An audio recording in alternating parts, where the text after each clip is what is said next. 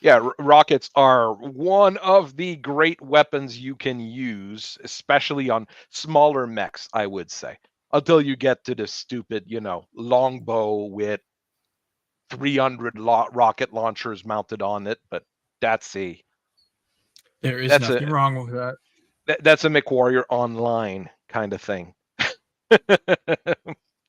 Welcome to everybody. I don't know how many people are going to be watching or are watching right now. It's the bi-weekly stream where we're just going to talk about stuff. Probably going to be playing around with ProtoMechs and mech building a little bit in this Yes. stream. I had a few ideas Yes, ProtoMechs. that I'm going to change probably. I mean, once you figure out that you need to go to mixed clan unofficial to get your inner sphere weapons, you can actually make those inner sphere ProtoMechs a little bit easier. And Better. yeah, Mm. five a simple ProtoMech with a medium laser and one SRM is actually not that bad. Made it decently no, it's maximum armor as well. It's meant to be a slow. It's meant to support battle armor. It's a very basic ProtoMech here. ProtoMech are your favorite part of Battletech. Your life must be pretty hard. I'm sorry to hear that. Oh, jeez. Don't worry, Castle Kraken. I understand. A lot of people do actually. I like ProtoMechs more and more as I play with it, but I would probably prefer it if you add that downscaled game, a scale just under battle. Like ProtoMechs are your standard rather than BattleMechs, and you have like battle armor, ProtoMechs, and the big BattleMech as a centerpiece, basically for these kinds of games.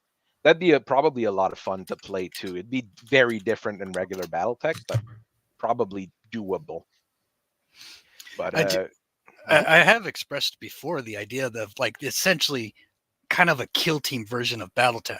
I mean, technically Battletech is kind of like that right now, but you go further down to to more of the infantry battle armor, and your uh, heaviest stuff would be ProtoMechs and like light mechs.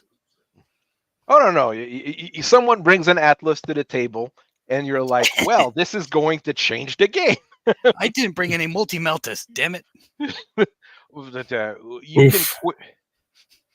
That's part of the thing, though, on ProtoMechs. I mean, it's hard getting something bigger than like a medium laser on.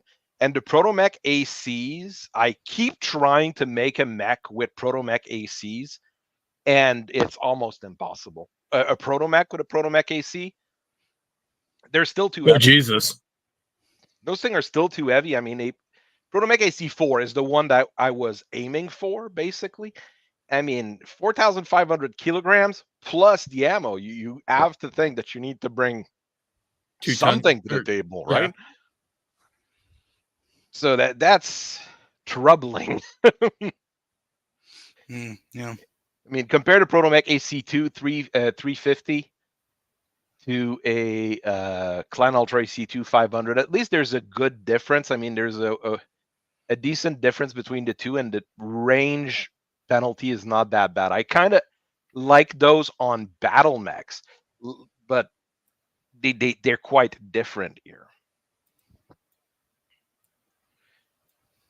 And good evening to Defiant MechWarrior, and we have someone from the Torian Concordat representing as well. We've got all sorts of people here. I would like to make a ProtoMech with an LB20X. No, I don't think that's possible. No, the whole squad holds it up. Squad weapon. Actually, there you that go. would be kind of funny. That ProtoMech would be squad funny. weapon. It does exist in heavy gear. I think there are some like weapons that need 2 gears to effectively use, but gears have a far larger scale as well. You've got like size 5s to size 8 for gears, and sizes are pretty big difference in jumping between the different from heavy gear. Heavy gear is a awfully fun game, but it changed a lot over the years. My son has a problem with this one. He thinks it looks like something from Warhammer 40K, and I can't blame him. You can't. The original ProtoMech, if you are not well versed in it, the first ProtoMechs, they were very rough because it was actually the first draft that the guy turned in, and Fazza just went, okay, that's fine. Let's put it in the book. Yeah, the first one was the Harpy. Yeah, I don't know why it rest in lists peace. Aranis in the first gen. Aranis was second, technically, I think. I mean, that's rough. I mean, yeah, what is it? 2 tons, a machine gun. Yeah. I mean, some of them I wouldn't. Some of them, I mean, like I said, I did a write up for the advanced ProtoMech interface, and anything under 4 tons is way too small. At that point, you're better off with a battle armor. I was about to say assault battle armor or a heavy battle armor. I mean, it's because the construction rules are different. I built a ProtoMech, a 15-ton ProtoMech, and a 15-ton BattleMech following about the same rules.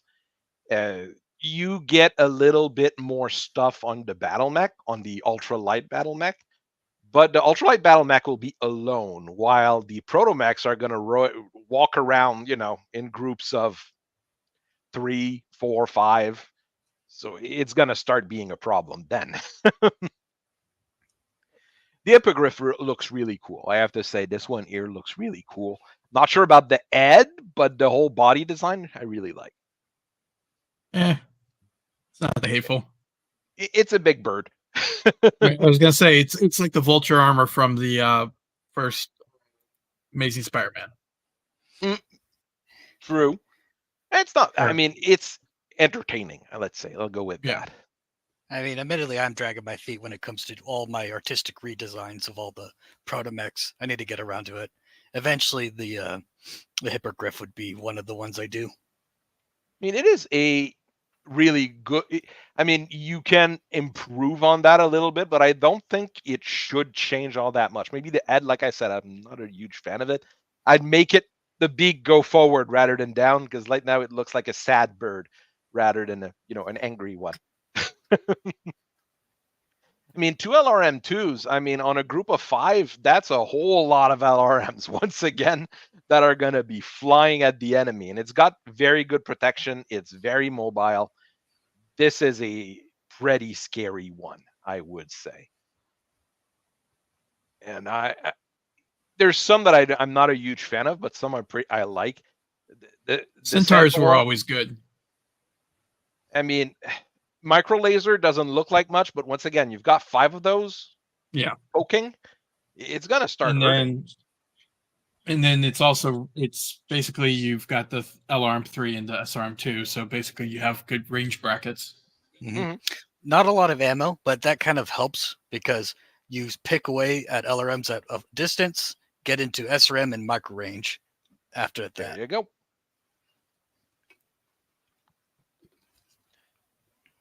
And there's one with a mask because of reasons. Yeah, but too bad it doesn't tell you what it carries. What else it doesn't carry.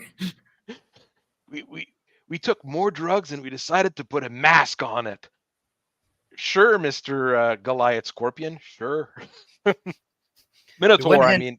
We went and put mask in the pilot as well. No, you didn't have to go that far. Stop it. I mean, 2 ER medium lasers. The Minotaur is definitely scary. It's not fast, but I mean, that's 10 ER medium lasers shooting every turn.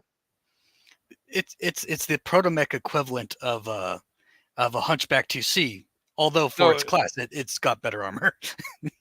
I would say it's closer to it's closer to a Nova or Blackhawk, but it can actually shoot every turn rather than panicking and shooting like 3 of the lasers and then 4 of them, and you've got like 8 that are doing nothing in your bay because if you shoot everything, you die.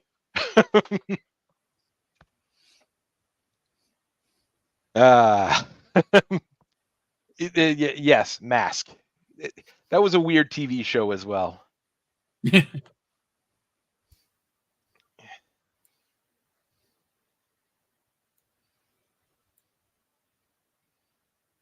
Letting people with vengeance, and if anybody wants to use it, have a better version of the ProtoMech cockpit is, I think, a good way to make ProtoMechs more mainstream in a way, because not everybody's into the body horror and the mind horror of turning people into monsters or paraplegics because they're piloting mechs. So I this is just a thing I wrote here, and I went through all the different people who could have had fun with that kind of technology. So it gives us an idea of how some technologies can evolve and modify themselves over time, which is, I think, something that BattleTech does do it, just not in the scale you normally see. What you normally see is like it's experimental, and then it becomes regular, like the X-Pulse lasers as an example, probably the best example. I was going to say it also depends on the timeline, because a lot of things stayed experimental up until they pushed everything to the Dark Age. I mean, you had the original tactical operations book, then you had combat equipment, and it took 15 years before the stuff from tactical was actually legal. Well, the stuff that's weird can remain experimental. I'll leave it there.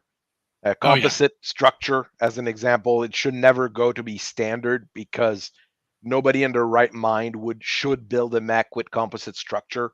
You take double damage once you take internal criticals. It is not a good idea. Whatever some people say about the Zeus X, I think the Zeus X's biggest problem is that it has composite structure. I forgot about Maximum Tech. It was in between the tactical handbook and I mean, originally Battletech had level 1 and level 2 rules only. So you had level 1, which was all your Succession War stuff, and level 2, which was all your after stuff. Tactical handbook came from what 95, 94, somewhere in there. Something like that, yeah. And it's a very decent book, let's face it. But I mean, it introduced double blind rules, which were unheard of until then. Double blind is really hard to play if you don't have Mega Mech. I'll be quite honest. You have to write everything down, or have 2 tables. Yeah, which is what I've seen in one game some guys were doing at a place, and I was like, yeah, this is way too much work for what you're doing.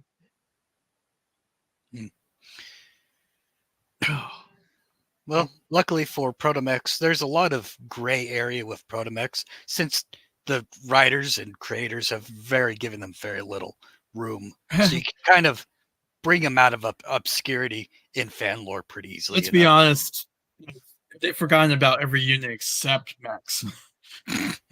Yeah. Well, no, they remember vehicles, they remember battle armors, because they'll probably be able to move models with them. But I don't like what they're doing with the rules for the vehicle cards, rather than the vehicles actually being their own thing. Having record sheets. Yeah, I'm like, this is going a bit far, my friend. Well, they know cards sell. Well, it's more because they legally have to sell the cards. Technically, they sell the cards and the models are a bonus, because Iron Wind Metals are the ones who are supposed to sell the models. It's a very, very weird situation. Everything that has to do with rights for Battletech is a mess. It's screwed up. Yeah, that's why I keep saying it, that the franchise only has a max of in the tens of between $10 and $20 million, because of how screwed up the rights are. I mean, the TV rights are with a holding company. the game rights are with Microsoft, and they're making a decent bank with it. But I'm not sure it was a good and a smart move to put MechWarrior 5 clans on Game Pass. But people are going to take advantage of it, and they're going to be able to play it. Unless, like, I think one of the guys said, what if they did a trade when basically you get the rights for another contract? That's probably what they did. It's probably a deal. They got a bag, and they're going to keep it. And I'm going to buy it on PS5 anyways, because that's my platform.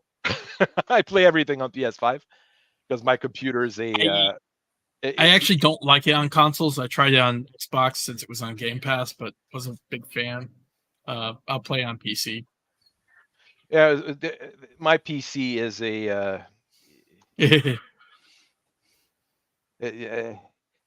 what is it? My PC is kind of a piece of crap. So a Ryzen 3 2200 Radeon, that's not a very good video card. Where I do have where I did invest is in RAM. I've got tons of RAM for video editing. It's very important, and for when I was playing Battletech and Rogue Tech, it was, you kind of need it. Yeah. I think I'm running a 6 or 7 year old Intel, so it's fine. I'll have to see what clan takes. But anyways, I have a lot of fun on PlayStation because I can just plop down, grab my controller, and play on the couch. While on PC, I'd need to probably make myself a setup for it and everything. It'd be easier to stream. So yeah, I think about it. I can stream on anything, so it's not a big deal. There you go. I'm not sure if the game's going to be any good anyways, but personally, I'm one of the rare person who seems to like MechWarrior 5. It was fine. I'd say I like it too. It had poor first impressions when it first came out. They eventually gave it plenty of extra content. Of course, you had to pay for it. That's a downgrade, but it's a serviceable MechWarrior game, and you can. I like that it has melee combat. That's enough to sell me on it. That's true. That's true. Really good that it has that. Let's applaud MechWarrior 5 and Hairbrace Games Battletech for actually bringing back Battletech. Mm-hmm.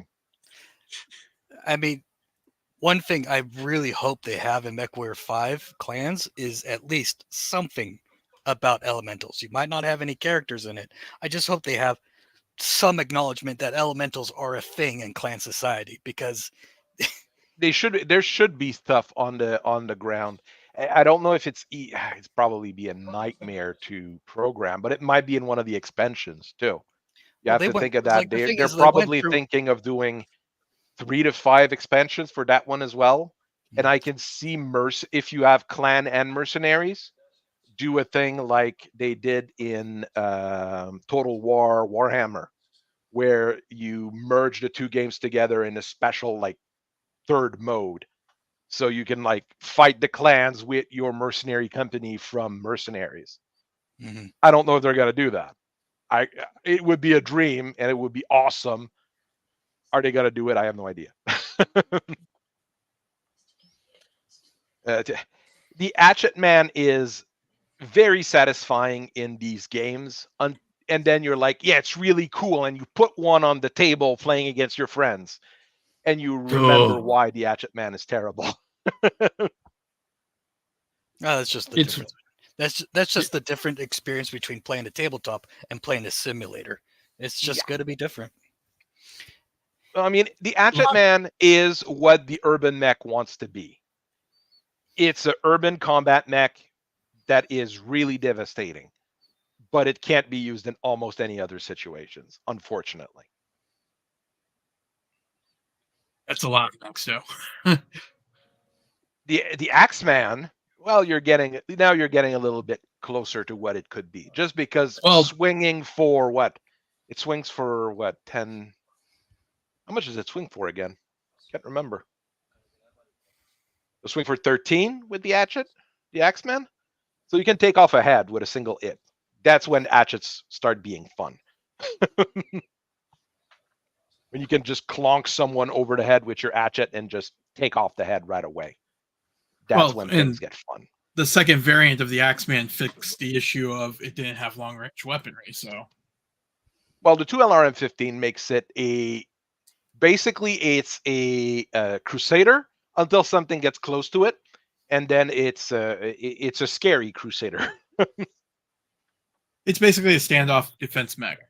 Well, isn't that what an archer is? It's a scary Crusader, and then you get close to it, and an archer just starts pummeling. Yes, that's what I do with my Crusader. I went with my archers all the time. The archer is better than Crusader at that because you've got more padding in the side torso, so the ammo doesn't go as easily. Show them the strong hand. It beats people quite well. I mean, I really like the archer. It's my mech. In the end, let's remember it. The archer is my mech. It's the mech I like the most, and I always good.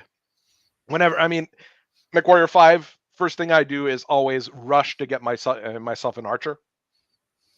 Airbraid Ski Battletech, first thing I do is try to get myself an archer. And in tabletop, the first thing I'm going to do is like, how can I put an archer in that squad? So in MechWarrior 5, I usually end up with either Grasshopper or Thunderbolt. Both are pretty good mechs. Grasshopper, I always had a bit of issues with because it's actually a very good mech. It's decently synced. It's got good armor. It's fairly mobile.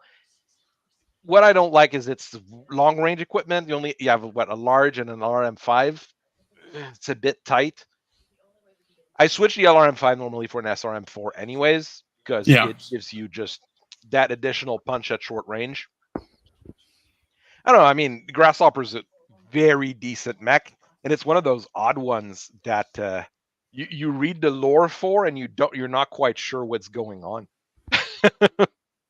Because it's a mech that was almost supposed to be extinct, and it's not. And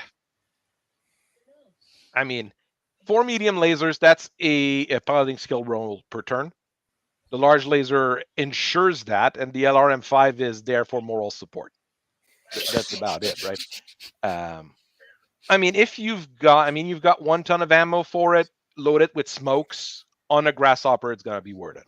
You drop smokes in a few places, you get close, then shoot everything.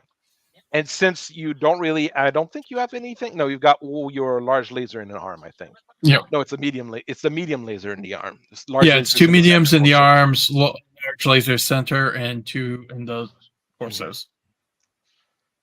That does mean you can't do the massive punch, but maybe I could do a video on. I was thinking of what mechs I want to do this week. I might very well do the Grasshopper this week. Grasshopper and L Spawn. I thought the other one I wanted to do was that because I was thinking of. I've got no like special team right now for the next week. I mean, this week I'm got the mechs done.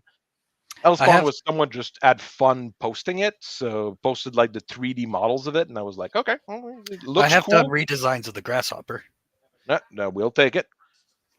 Put it on the front page. It's a cool design. So yeah, and honestly, all of the art is decent for it. I don't have issues with if you notice on some of others' posts. It looks angry with that rocket launcher on the side of the head, but that's just how it is. My first introduction to the Grasshopper was it Hair to the Dragon?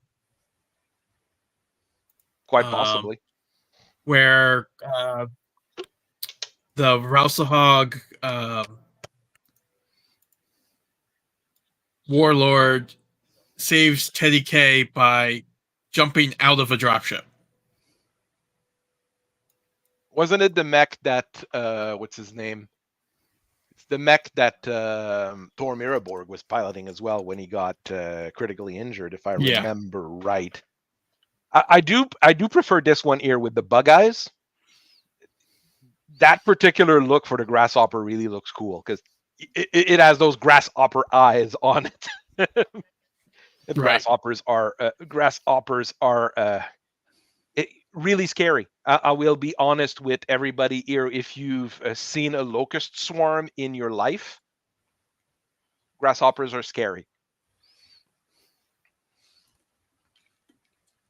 Oh, and this is the one I remember the most. The grasshopper I remember the most. I was playing those constantly when I was playing the card game, and that art is really awesome.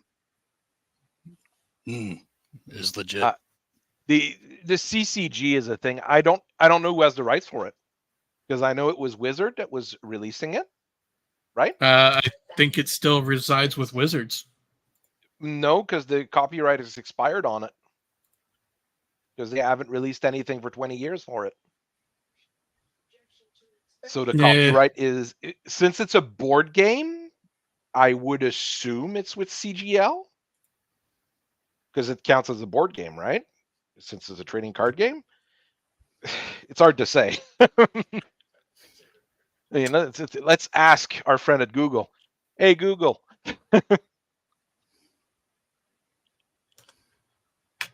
Trading card game.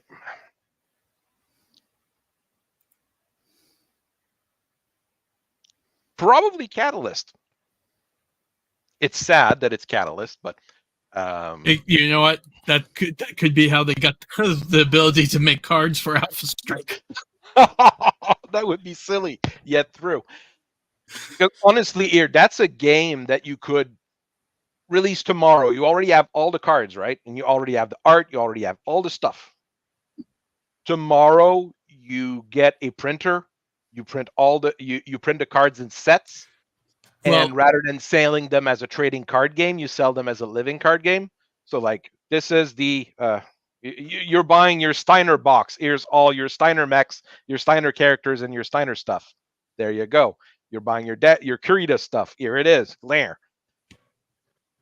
I mean, that's what they do with Legend of Five Rings and a few of the other games too, and it would work.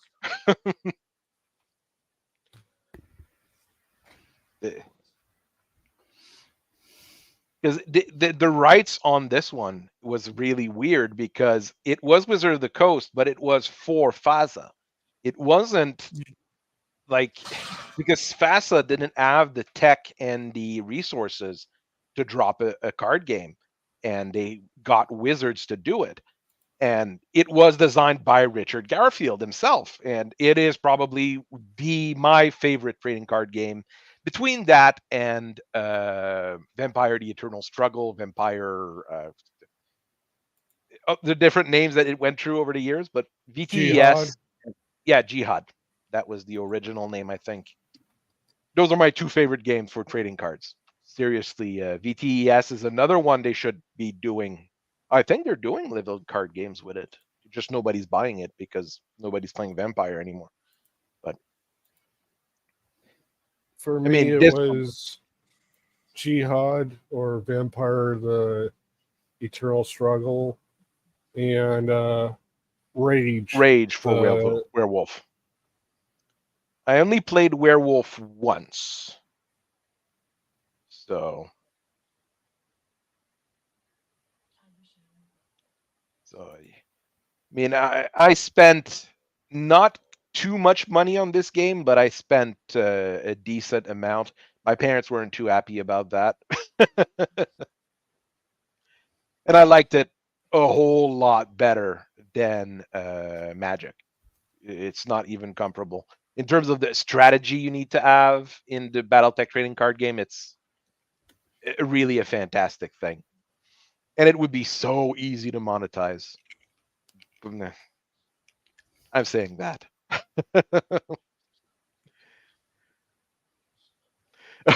Sorry, Defiant mechwarrior. I shouldn't have done that. It's 100% my fault. I shouldn't have asked Lady Google about anything.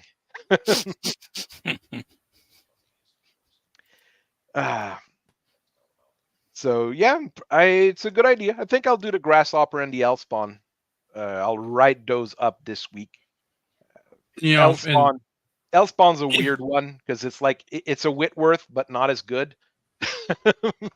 Yeah, I like And you would have thought if Wizards of the Coast still had the rights, they would probably released one of those special decks that they've done for Magic.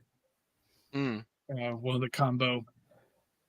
I mean, it is such a weird. That's probably another one that the rights are in complete limbo. So you have no idea who actually owns it. So if you actually started asking, you'd probably get weird answers from everybody. Like, you CGL, mean this would be a job for CGL's legal department? Yeah, it'd be a jump for Tim. I don't know if he's really called Tim, but you know, legal department. It has not been 20 years since they put stuff out. Last time they put something out was in, was in 1998. So that would have been 2018. Wait, yeah.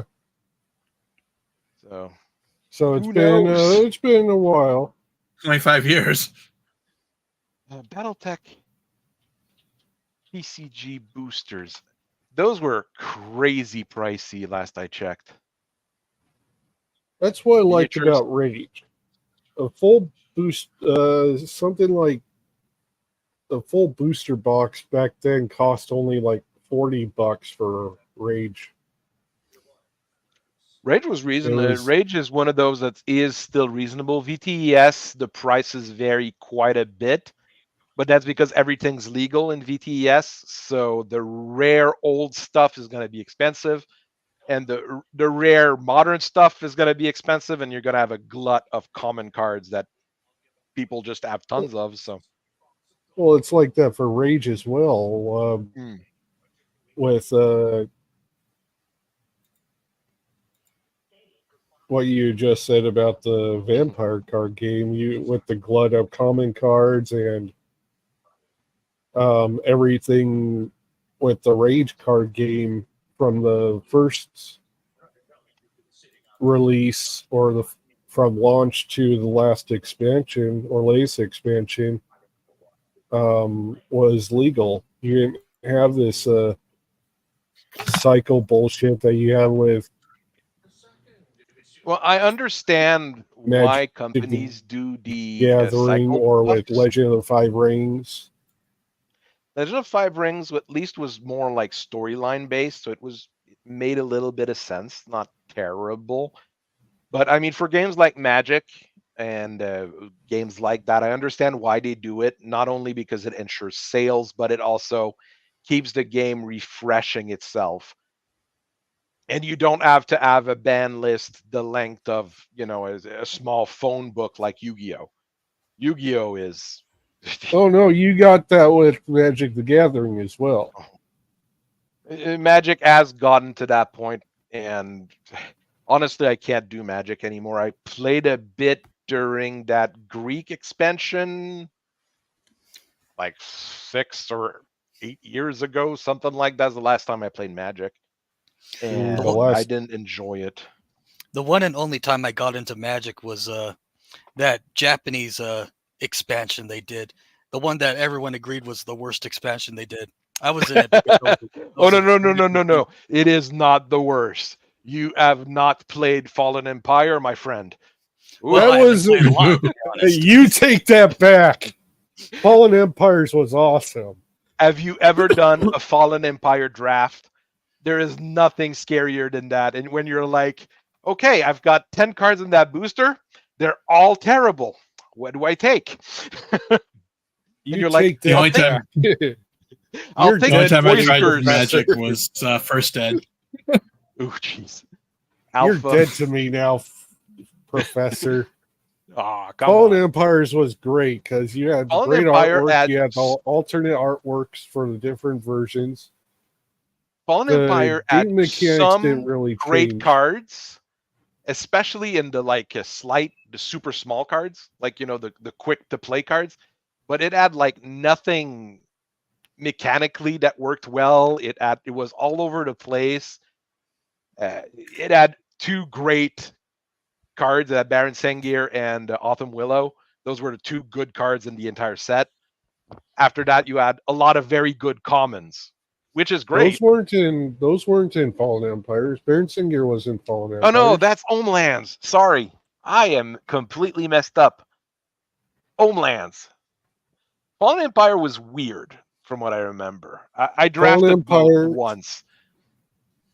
Fallen Empires was Merfolk versus lobster pinchy crab people. Koreans? It was no, I know what you're talking about. I remember now. I mistook Homeland for Fallen Empire. Fallen Empire was more fun to draft because you had all that small stuff. Homelands was different. Homelands was not too bad. It was not a set to draft though. I'll keep that always there. But I had stopped playing after the Ravnica block. After Ravnica, yeah. That was a fun block though. So yeah, it was pretty cool. You got to see color combinations you didn't really ever see apart from the Legends expansion with like blue and red and green and black and white and red and white and black. No, I do not understand why the elf spawn is not an OmniMech though. The more I look at it, they ran out of money. That's what I would expect to. First expansion was when they made Aragorn black. Oh, let's not even go there. A lot of those, in MechWarrior 5, I will always remove the jump jets because I cannot jump in that game. I am terrible whenever I have to jump, so I'll always take those off and add eat sinks or something else. I cannot use jump jets in those games. In tabletop or in Airbrain Scheme, I will leave the jump jets on because they're so darn useful. But I can't do it on the either on the controller or on anything. I couldn't do it in MechWarrior 2 either. I'll be honest. Oh, how can't you do it in MechWarrior 2? You had you could use the insert home, it was easy. Page up, delete, and page down to do directions. I know, but I was just terrible at it. I didn't want to. I think MechWarrior 3 was the only one that really got jumping. Oh yeah, MechWarrior 3 had jumping down to a science. This one's the one I was using jump jets in. Stupid shadow cats getting up on top of the maps on League Play for on the zone or in player. Sorry, that was on in player. I mean, the jumping snipers with Gauss rifles. You just saw people jump and Gauss rifle everything. Yeah, a lot of the teams would be one Shadowhawk, which would have like the Gauss rifle and an ER large laser. They jump on top of the mountains on the edges of the map and just snipe. And then they'd have another one who would jump down and he had nothing but small pulse lasers and then just go around legging people. Where do you play old MechWarrior games? You have to have an old computer. On old computers. Because Microsoft doesn't. However, there is someone on eBay that I've come across who has a disc that allows you to play like MechWarrior 2 and its expansions on newer operating systems like Windows 10. I know someone 11. fixed that. That one's probably smarter. It took me about 2 days, but I got MechWarrior 3 to run. If you look around sometimes, you have people who put out resources online with cracked versions of the game. So yeah, the problem is with MechWarrior 4 that way. The problem with MechWarrior 3 is that modern computers are too powerful and the game was running on the computer's internal clock for a lot of stuff. So as soon as you start playing, things go so fast that things are absolutely unplayable. You know which game has it worse than that? I've seen mechwarrior, Wing Commander, the first one. Ooh. It was actually tied to your processor's megahertz. Yeah, that's unplayable nowadays. I mean, the difference between MechWarrior 2 and what we have nowadays is just insane. You have to remember that it's not even funny how much computers have evolved in between those things. You're now talking 30 years. Yeah. I was young. I might be one of the younger ones here as well. Just kidding. That's the worst thing about BattleTech. I'm trying to get some of my kids into it. They kind of like it, but not too much, not critically bad. So, who knows? Again, well, it's missing half the stuff that you would get kids hooked on. Cartoons, media outside of just a game. Mm-hmm.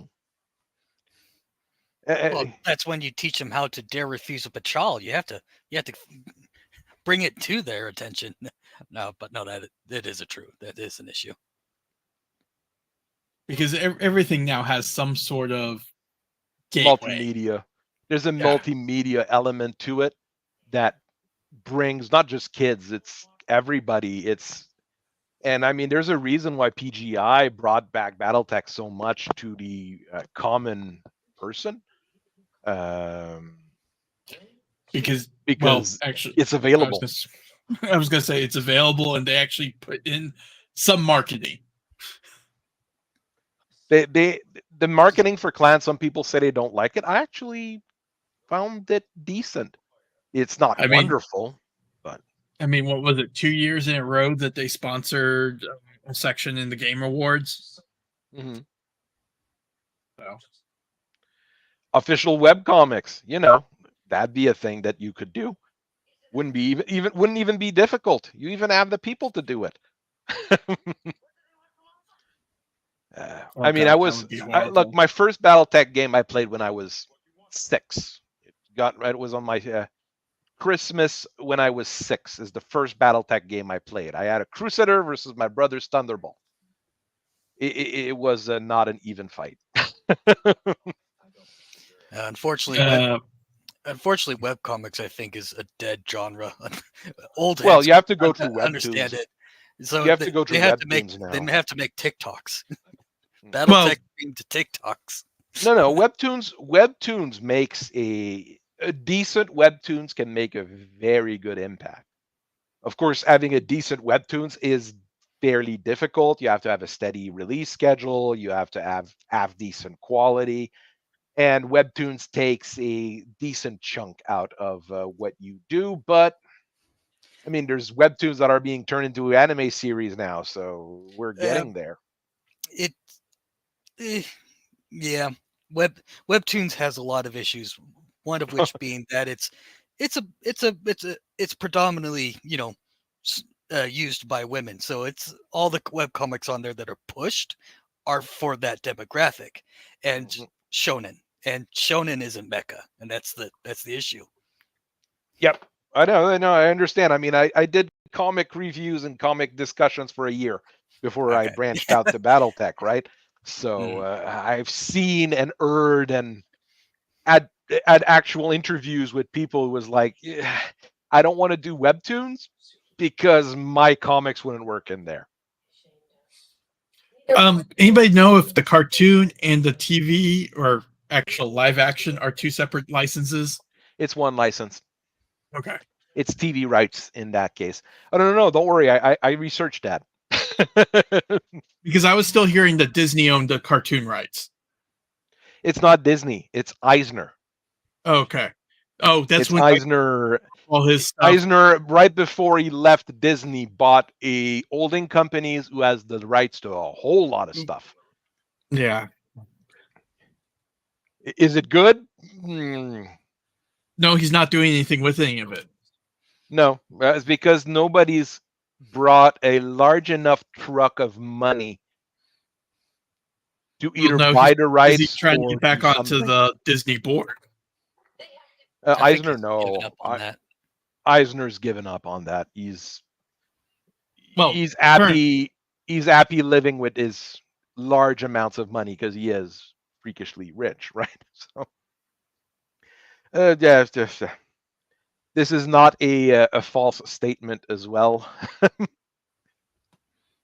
But like it was Real Mech that was saying here, it is a platform mainly used by women, so you're going to have a lot of that, right? I tell you how you get to the kids. You get BattleMech skins in Fortnite. Oh no! Oh. And now a Mad Cat could do the gritty.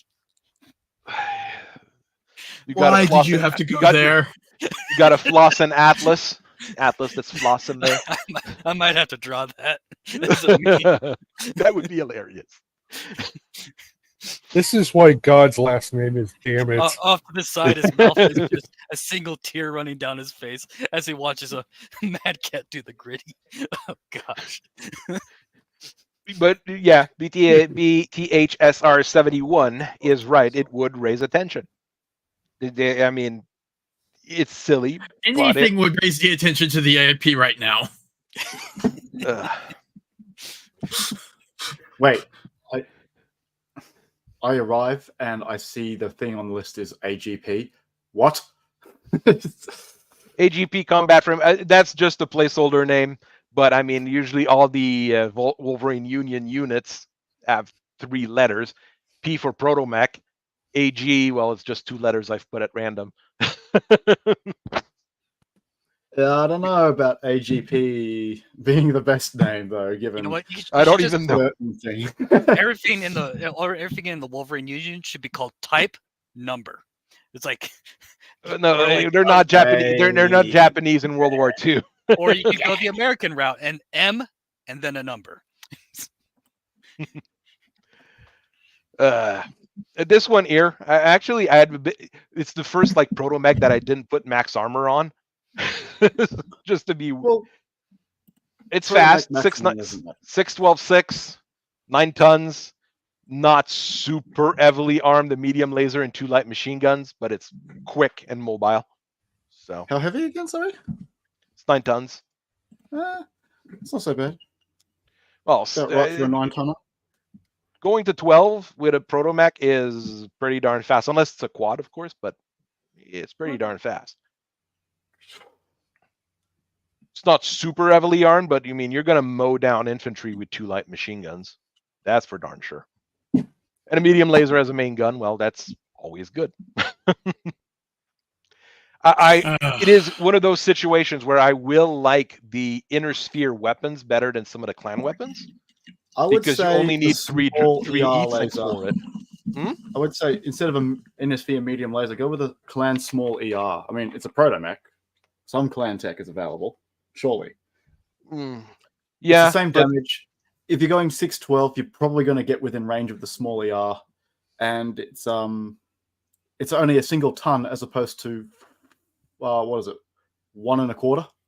1 1/4. 1 3/4. But you have to. One thing we have to remember when dealing with the Wolverines is that, especially when they're building stuff for bioroids, they're gonna go with the cheapest stuff possible. Yeah, and isn't an ER small laser less expensive? A regular medium laser is easier to produce than an ER small laser. That's where the actual price difference would be in production. But I think you're right. It's cheaper in sheer price. Yeah, it's cheaper in sheer price. I just mean, like, being the Wolverines, they are a clan faction, so it's not like they have to rebuild it specially just for one weapon. It's their default. No. I mean, there could be a better version with, almost. No, I can't stick 2 of them on there. Could I stick 11,250? Got 11,750. Could I put an ER small pulse? No, it's a little bit. No, it's way too heavy. And they don't have ER small pulse. Why am I even thinking that? Yeah, but I could put a regular small pulse laser. It costs just over a quarter of the C bills of a medium laser. Mm-hmm. The thing is, it's the availability of production. If anybody has watched my snow crab video, when you're dealing with the Wolverines, often enough, what ends up happening is, it's the they've got clan tech for just about everything, but they're not going to use it. They're going to use as cheap as possible everything, and that includes like inner sphere fusion engines and inner sphere XL engines in some of the machines, just because it's cheaper. That's the idea here. Yeah, I get that. I'm just saying I'm just going off of what Campaign Ops says, and it's basically for inner sphere factions the cost is greater, but for clan, well, that's just baked into their society and their natural infrastructure. Yeah. Oh, they say that they're rare by the level of obsolescence. I mean, you're not entirely wrong, but that's when Obida comes into play. The thing with when you're dealing with mechs, I like for inner sphere, just the inner sphere side of the tech, I prefer regular medium lasers to ER medium lasers in most cases, just because the increase in range doesn't match the increase in EAT you get for them. Yeah. I would still if it's rather the only gun you have, it's fine. Yeah. If you have if it's that or a light PPC, I'll take 3 ER mediums, thanks. Yeah. Light PPCs I really don't like personally. There's just that. No. I also don't like how the Penthesilea mounts one with the ER medium lasers as well. It's just, come on, man, pick a lane. Oh, the L. No, it's not the L spawn. Which one is it that has like? Oh no, it's the Uraeus. It's one of the mechs I'm reviewing this week. I don't know. It has ER medium X pulse, and a small variable speed pulse laser. Like, why? Just that's the keeper. That's the Kepper. Like, pick one. Just pick one and go with that. Yeah. What do you expect? Okay, the Republic of the Sphere stole our tech and tried to what? Make it worse? That's entirely on them. Well, it's Nets first. All you have to do is. It's not quite a Republic of the Sphere. It's Netsy. I can for once agree with Hellkite on Republic of the Sphere taking lobby tech and making it their own and making it worse. All one has to do is read the book Skulk of Foxes. Oh, please do not read that book. This is a recommendation from me. Do not read that book. Reading book. The thing with the Wolverines BTH here is that they have the clan technology, but they want to make things cheap for all their Bioroid units. So a lot of the guns and the XL engines that are going to be in various things, they're technically the clan tech grade ones, just made so cheap that they end up being the inner sphere versions in the long run. The XL engine in the Snow Crab, as an example, is exactly that. It's a clan XL 350, but it's made so cheap that it takes the same room as an inner sphere XL engine. And then again, on top of that, it's made so cheap that compared to all the other fusion engine you have in the history of Battletech, this one's going to break down. Fusion engines don't break down. I like that comment. You know, clan level pulse lasers. I mean, I know a guy who's also been doing another Blakist offshoot in the future kind of guy. And his particular group, they're trying to avoid using clan tech as much as possible, seeing it as using the weapons of the enemy, blah, blah, blah. To which I say, as a rebuttal, oh, so you won't use the superior tech that we'd eventually get to by our own research anyway, just a little bit faster. You'd rather adopt their stupid Zelbrigan and limit yourself artificially for the sake of some sort of honor. All right. Everybody's different in these kinds of situations. That's why I have still think it's a Bible written down. So yeah, I just think it's a funny thing. there you go. Clan Tech made by Quicksell. Armor had the best answer just then. I avoid those people. Okay, I avoid them. Disavow. And right now, I am still currently drawing the Inheritor. Cool. I have. You know how hard it is to get digitigrade legs right? Yeah. Yes. Basically, That's his love here. Yeah, he definitely know how hard that shit is. Quicksell. We sell mech-like products. Yeah. Computer, pull up that advertisement that 4chan made in the Green Text story about Quicksell. I love Quicksell. They are the smartest business in BattleTech. There you go. The NZP. This is the one that I was originally looking at, and I was like, this is not going to be that good because it's only got an AP Gauss, 2 ER small lasers, and I put an anti-missile on there. That's fine. But then I realized this thing's not alone. It's got 4 friends, usually 4 to 5 friends. So that's a whole lot of ER small lasers. That's a whole lot of AP Gauss. And 6 shot of anti-missile is a whole lot if there's 5 of them. Umbrella. The other smart company is StarCorps. Just sell to everyone. StarCorps makes quality products. That's the difference. But they have no shame in selling to both all sides in a war.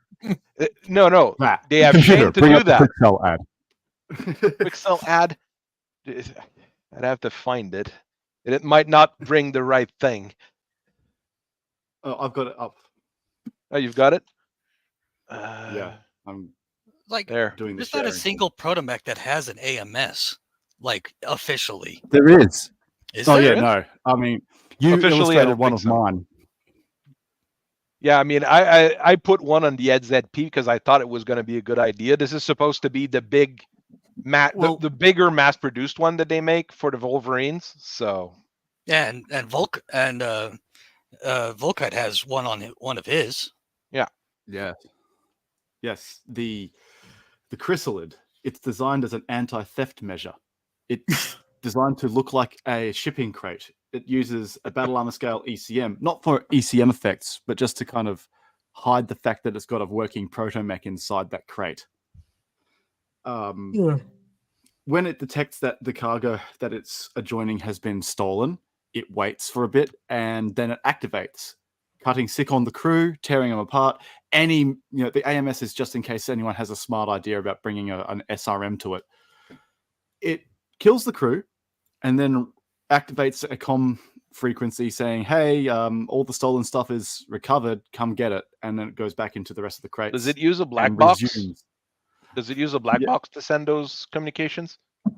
No, just whatever the dropship that it was lifted onto has, because it does it fairly shortly after it gets stolen, so you're not out of the system yet.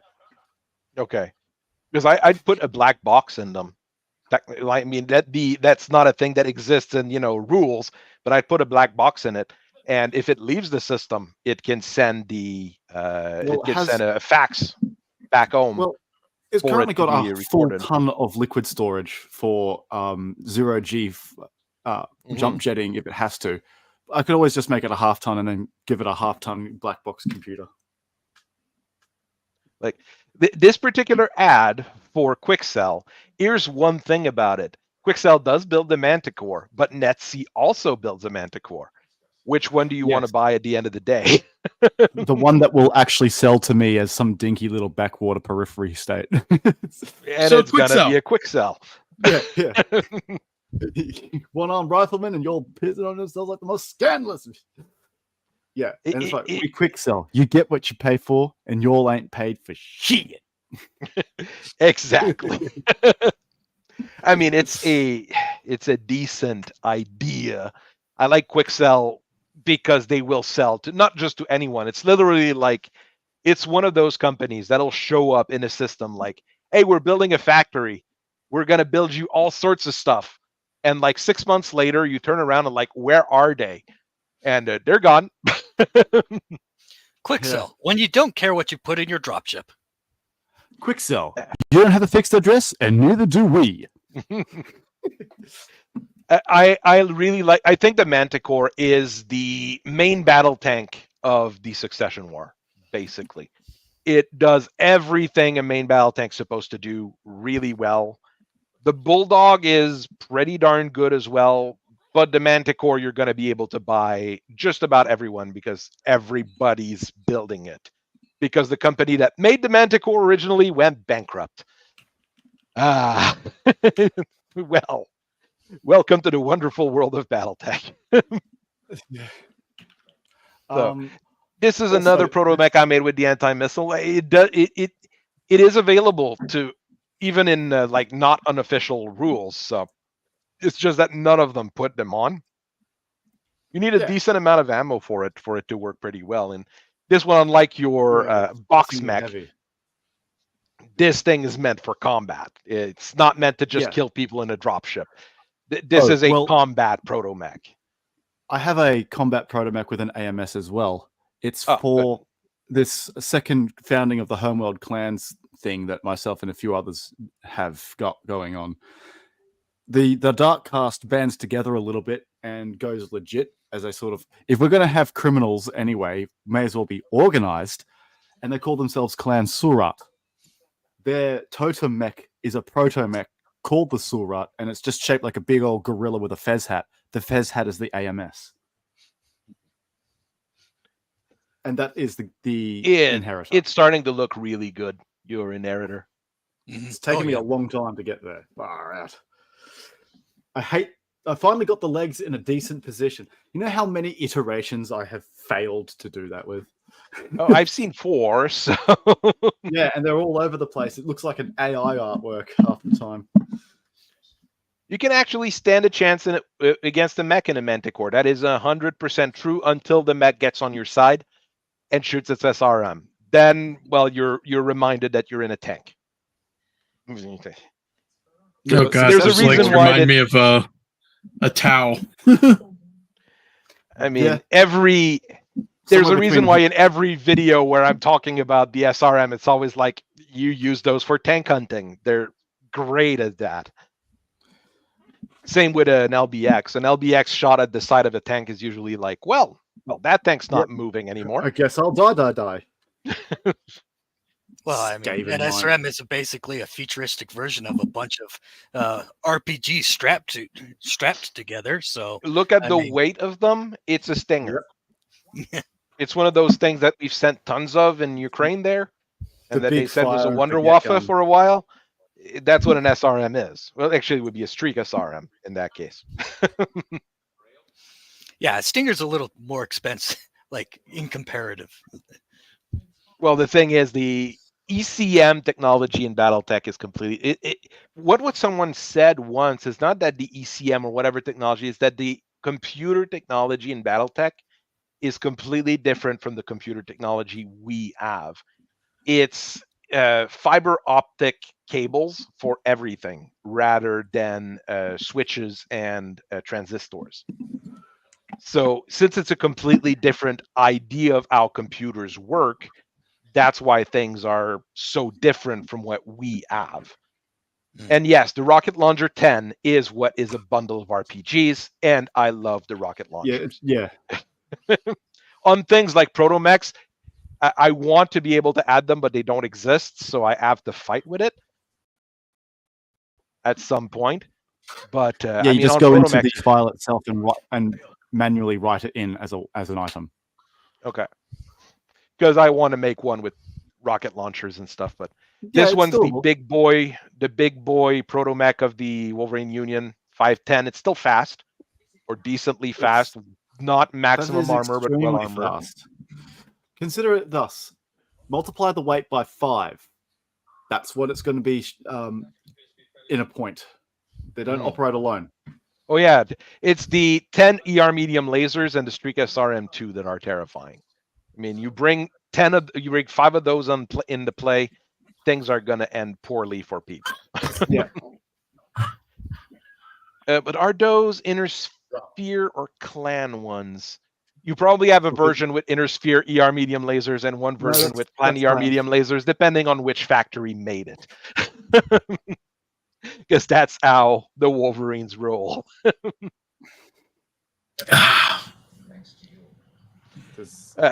Machine guns are one of those weapons that need to be adjusted quite a bit, just like autocannons. I like the rules where you can shoot multiple rounds at a time. Yeah, it would make them viable to give them a bonus to hit. Yeah, I fully agree with that here. And they should shoot D6 ammo per shot, not 1-1 shot. Like, you shoot, you roll a D6, it tells you, okay, I shot 3 rounds this turn. I'd say not D6. I'd say make it so you can go 1 to 6 like a rotary. No, that becomes too strong. That's the thing. Here, I want to be able to empty the. I want to be able to empty the ammo magazine, and it just tells you how many rounds you've shot whenever you shoot for that one time. If we reduce the amount of ammo it has per ton, which is a ridiculous amount, it's not such a big issue. Yeah, well, there's a few things that can be fixed. The range is still 1, 2, 3, so it's not exactly like, oh wow, it's so good. Yeah. My base, I mean, the home rule we had around here was that machine guns had like the basic machine gun and the medium laser range. So yeah, I understand why they made it originally like that, but it's quite different nowadays. How would you improve the rack in the UAC though? I mean, it's the weight. The problem of all autocannons is the weight. It's always the damage. I think is okay. It's the weight of the weapon. It's too big for what it does. Making it a 3 and a 6. A 3 and a 6 is pretty good. You can increase the damage. That is another option, but then you have to change the name from AC2 to AC3, or things get weird. And that's not such a problem. I don't really mind that. I mean, the fix they add in the Battletech PC game is a fix. I mean, the AC2 deals 4, the AC5 deals 8, the AC10 deals 12, and the AC20 deals 20. So that was a... No, I do it with the 4, 8, 12, and then the ProtoMechs are the 2, 5, and 10 instead of the 2, 4, and 8. I mean, autocannons have always been a problem in Battletech because they worked great when you add single heat sinks. As soon as you have double heat sinks, there's no light good autocannon reason needs to be have expanded them. upon. I mean, oh yeah, I wanted to show this one here because Clan Wolf makes a deal with Netsi in Vengeance. Technically, Clan Wolf is going to go to all the different corporations and be like, you guys are independent. You are not part of the clans. You do your own thing as long as you sell stuff to us and you pay your taxes. That's going to be basically the deal they strike with just about everyone. So, so pretty much what Sea Foxes are doing currently. Exactly. Yeah. I mean, the guy who teaches them how to do that is a Sea Fox, and he's a crook amongst the Sea Fox. So get to that particular level. What do you mean? Crook amongst the Sea Fox? What do I mean by this? Yeah, like the guy owns his own corporation. The guy has his own corporation. You're not supposed to do that when you're a Sea Fox. But Andrew Young's got Young's weaponry hidden somewhere between the Oregon Confederation and the Torian and the Calderon Protectorate. There's a planet with now a whole lot of factories building all sorts of great. So we got some fancy stuff, not fancy stuff, but stuff people will buy. VTOLs. So you're saying that we got some bootlegger in the Oregon Trail? I mean, Andrew Young's a crook amongst crooks, but he's probably the richest man in the inner sphere after some of the big corporate dudes because he knows how to run his business, and his business is making money in the periphery, and he makes a lot of money. I like money. A lot of money. And a G5 airplane. And what is it? Crocodile skin shoes, and no, that was what's his name? Ric Flair. So much revisionist history. Uraeus U, basically they've got enough money and enough tech to actually make those rather than standard BattleMech OmniMechs. So it's a 75-ton OmniMech with a standard engine. So it is fairly reliable. Standard ferrofibrous. I didn't go with any fancy armor. Primary is basically your regular Uraeus, but rather than a bombast laser, you go with something that's actually good, an improved heavy large. And an ATM 6 because that's better than an MML 7. Yeah. You know, it's your alpha configuration is well, those Savage Wolves are way too expensive. So let's make something that's cheaper. Oh, you mean just Timberwolf? Like the ice hammer? Yeah. Just get a Timberwolf if you want a Timberwolf. God. I mean, when a single mech costs the price of an entire company, there's a problem. When a single mech costs more than the dropship that carries it. I feel attacked now. The Savage Wolf is a great mech, but it's just way too expensive. And I mean, this here is the solution to, well, we've got someone that lost a Savage Wolf, and he wants to pilot a Savage Wolf again. This is why we, coming from, what's his name? Why do I forget the name of my capital? Quicksell?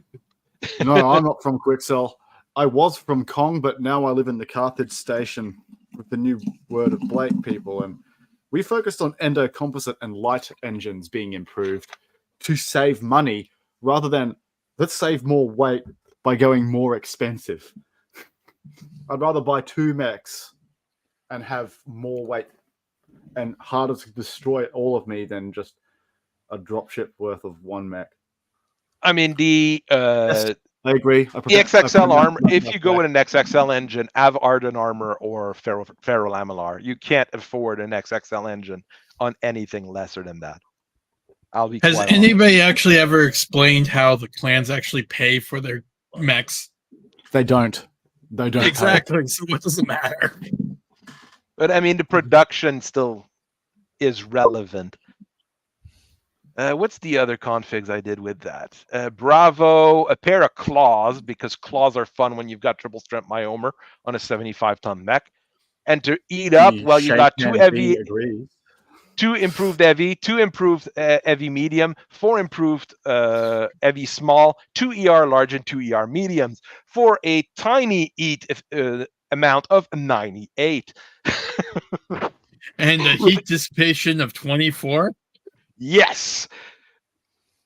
Well, you're going to activate your triple strength myomer, right? It is a single payer mech system. Yes. Is it smart? No. Is it funny? It's hilarious. That's all that matters here. I mean, I'm not always making mechs that are good here. I'm making mechs that are fun. I find okay. I just figured it out. Mechs are fun, such as have you ever played a game with a lance of blitzkriegs? Someone is going to literally spontaneously combust from having so much fun. Someone in that batch. I was just going to say. I was just going to say, clans have they pay for their mechs with honor NFTs. Oh god, nice. So instead of bored apes or whatever they're called, they're now called bored jaguars or bored. I hear Zelcoin is going to go 1,000%. And this Bitcoin's going to Earth.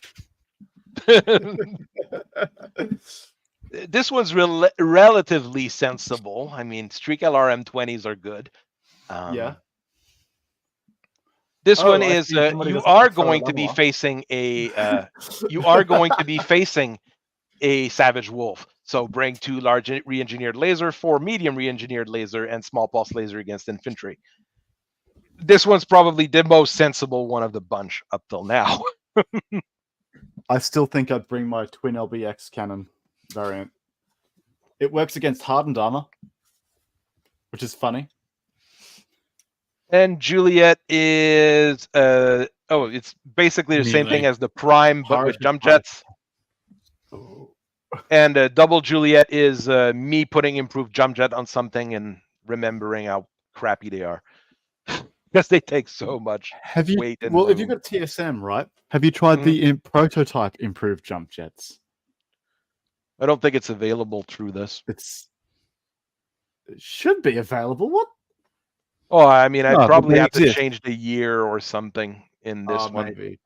Because but, yeah. it is a weird. It sometimes acts up weird. Yeah, this is why I went just to MegaMech Lab, because MegaMech has everything in more MegaMech Lab things, does work on MegaMech. but Skunkworks just has some of the I like the interface way better. That's my main. No, I component know, here. and I agree. I adapted because I felt I had to. The longer you can put it off, the better it is. For your I mean, I sanity. wouldn't do a full Lance of Blitzkrieg. I'd do 2 Blitzkrieg and 2 Olander 2s. You need some range on there. 2 Blitzkriegs and 2 SM1s. Yeah, sure. Just give me 4 UAC 20s and high speed, and it sounds like I'm being a dickhead, but the second you get the slightest breeze pushed against you, you kind of die. If the other guy brings mines or fast cans, you're not gonna like it either. No, I actually do like. I do like it when my enemies use dirty tricks in the game. It's a sign that they play like me. No, I understand, but you're not going to like it if you're the guy playing 4 Blitzkrieg. He's going to be like, well, there goes my legs. Yeah, and as the guy with the 4 Blitzkriegs, I went, yeah, you know what? Good. Well played. Yeah. You see, I like this to play is with the upgraded Kepper, stuff, but I also play with as much good sportsmanship as I can. Like, I enjoy being able to, I paid for the whole rule book. I'm going to use the whole rule book. So here's your upgraded Kepper with a Gauss rifle, 3 medium pulse lasers because it's more sensible, and an ATM 9.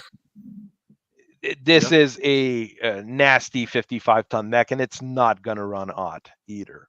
So that's far more decent. 2 large pulse, 2 medium pulse, a small pulse, an active probe, and an ECM. That's your kind of scout. Once again, it doesn't run odd either with all those lasers. It's not as good as a Stormcrow, but it's going to do the job. But what is? Very, very few things are as good as a Stormcrow. Jeez. Yeah, one could argue perhaps the Skinwalker, but even then. I wanted to have one with an AG 40 because AG 40s are fun. But, well, 2 Streak SRM6 and an AG 40, you're going to destroy tanks in a matter of seconds with this. So it's like a Turkina, but with fewer streaks. Nice.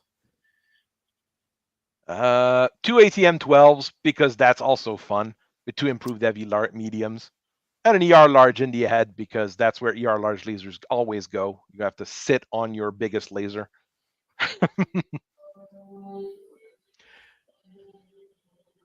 That's good. That's a good command. A good combination there. Too many people sleep on the Berserker. Too many people think the Atlas is it. No, the Atlas is a lie. The Atlas is a nice all-rounder mech, and in 3025, when it was the only 100-ton mech available, it was good. As soon as more 100-tonners became available due to retcons, it lost a lot of its luster. Let's say. Look, it's too caked up, and thus it is a lie. There, you've got your version with an Ultra AC-20 and a targeting computer. This one's always. And the large pulse. Very yummy. I mean, I remember this kind of setup my brother was playing on it. His version was an 80-ton mech. And large pulse lasers and Ultra 20s and targeting computers, they make very short games. Well, yeah. Gauss, 2 large pulse and jump jets to move around. This is your mobile sniper. So Clan Wolf has some equipment that they're rebuilding because they're kind of have to. I mean, that's a big thing that I'm messing with here more and more. I'm always trying to see, like, how do I rebuild the armies that have been messed up. And it's kind of one thing that I like to do is not go like I'm going to build the fanciest mech or the one thing. Is like, what's available and what can we upgrade to get to that, basically. Yeah, you're going to want to make some quick and easy trooper mechs, basically. Yeah. If you're rebuilding. Yeah. I mean, those two, the Kepler U and the Uraeus U, they're not that complicated of mechs. They're clan mechs, sure. They're OmniMechs, sure, but they're not super complex. And the chassis already exists, the engine already exists, the gyro assembly already exists, the cockpit already exists. All you're doing is modernizing it. And the Kepler was just celestial anyway. Yeah, there you go. Atlas was a great mech for a situation that isn't speed related. True, but I do like the Atlas with the AC-10 and the 2 large lasers. It gives you that range. That's a that good the raid Atlas box, needs. that one. That's the Atlas that I like.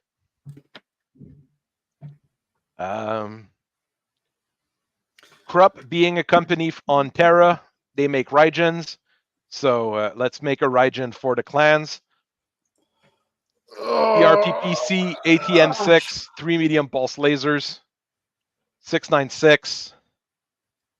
I mean, triple strength myomer, even though it's not essential, it's on there. Wait. It doesn't have arms. It makes it run faster and kick harder, I guess. That's about it. I mean, this is your fairly basic trooper mech. I mean, I could take off the TSM. How much? You wouldn't even save. You save about $1 million taking off the TSM, and the original Rygen 2 as TSM already. Yeah, but so difference in BV. Geez, 300 difference in BV for it. That's big. Yeah. But the thing is, the original Rygen already has a triple strength myomer. Or the original Rygen 2. Yes. At least the Rygen 2, yeah, but that's not the original. Yeah, I know, but that's the one that they're building. That's the thing. That's the one that they're already building. I mean, if you already got the production line for it, don't change it. Just modernize the components you can modernize on it, which is the endo steel. Because the original Whoa, okay. The original Rygen went extinct in the early Republic era, and then I looked it up just now. So did the Rygen 2, which surprised me. Well, the Rygen 2 was still in production for the Republic. That's why. On Master and aren't this? I thought maybe not the Glyborg Scorpions produced some of those old mechs. Yeah, they did as well. Yep. Even so, I'm just checking out what the MUL says. But Krupp, let's face it, Krupp had a terrible deal with the Republic, from what I've read. Basically, Krupp tried to sue the Republic for lost profit and damage after they retook Terra. So the Republic doesn't like Krupp all that much, and Krupp doesn't like the Republic all that much. So when Clan Wolf showed up and took over, Krupp was very happy to work with them as long as they gave them the standard concessions. You are independent, you are not part of Clan Wolf, and if you want to recruit people, you can recruit people. That's the thing. Solo Nobre must fall. Sorry? Solo Nobre must fall. The Nix C TSM as well, because they already built it, so put it on. It's very fast. Also doesn't have arms though, so be careful. But you should be able to shoot everything, and your TSM is active. So there is that. And with a Clan ER large, 2 Clan ER mediums, it's going to have quite a bit of punch, and an SRM6 is going to be quite scary. Is it not 2 many Clan people SRMs? Stay ammo. It's a Clan SRM6. Okay. It's built to Clan standard. Krupp is the companies that met with the Clan Wolf at first. I've got a piece of fiction written on it. The first 3 companies with Netsi. Netsi, their biggest problem is that the Republic nationalized a bunch of their industries. So they were kind of panicked. And the Wolves were like, no, the factories are yours. They're not even if they were nationalized by the Republic, they're not our factories anymore. They're yours. And they got really happy about that. You got Scoble, who were a bunch of assholes, and the first thing they said when they walked into the office was, "We do not recognize Clan Wolf's existence on Terra," or something like that. And that got them into trouble for a little while. But once they agreed to the basic terms, things went a little bit better with Scoble. And Krupp was just overjoyed to have a company, someone to actually buy their stuff and not try to sue them. So, and Krupp did build a lot of the Word of Blake stuff. So, have to go with what they're building. So, the last Krupp mech's the Ostrock. See, the Ostrock, it's the really weird one with snub-nosed PPCs and jump jets. So I had to improvise to try to make it work. Oh, actually a good legacy model. What? No. Had to get this crappy one. So 2 ER PPCs, 2 medium pulse, and a small ER small, 585 with triple strength myomer. That should activate if you shoot everything. It's got 2 ands, so this one's going to punch you in the face. It's not fantastic, but it's got an armored compact gyro because you don't want that to break. No fall over, please. Armored compact gyro as I think the best possible combination you can make. Seriously, compact gyros are good. Zero gyro. Well, zero gyro. The problem with zero gyro is that everything you get in the center torso, unless you pad it, is going to be hits to your engine. I mean, zero. If you want to see, that's fine. You want to see zero gyro? Just a couple of heat sinks. I've got 46 pages of mech with zero gyros for this one, and 67 pages on this one. Okay. Archers with no gyros. What do we have in there? Archers with no gyros. We've got also ProtoMechs. You as another ProtoMech aficionado, they don't need to ever make a piloting skill check. They have that little need of a gyro. Here, you want a Crusader with no gyro? I padded the center torso with the C3I and 4 jump jets. Yeah, I've got one with a Gauss rifle. Yeah, I know. It's a funny one. But you ever see my pubic mounted Gauss rifle, boy?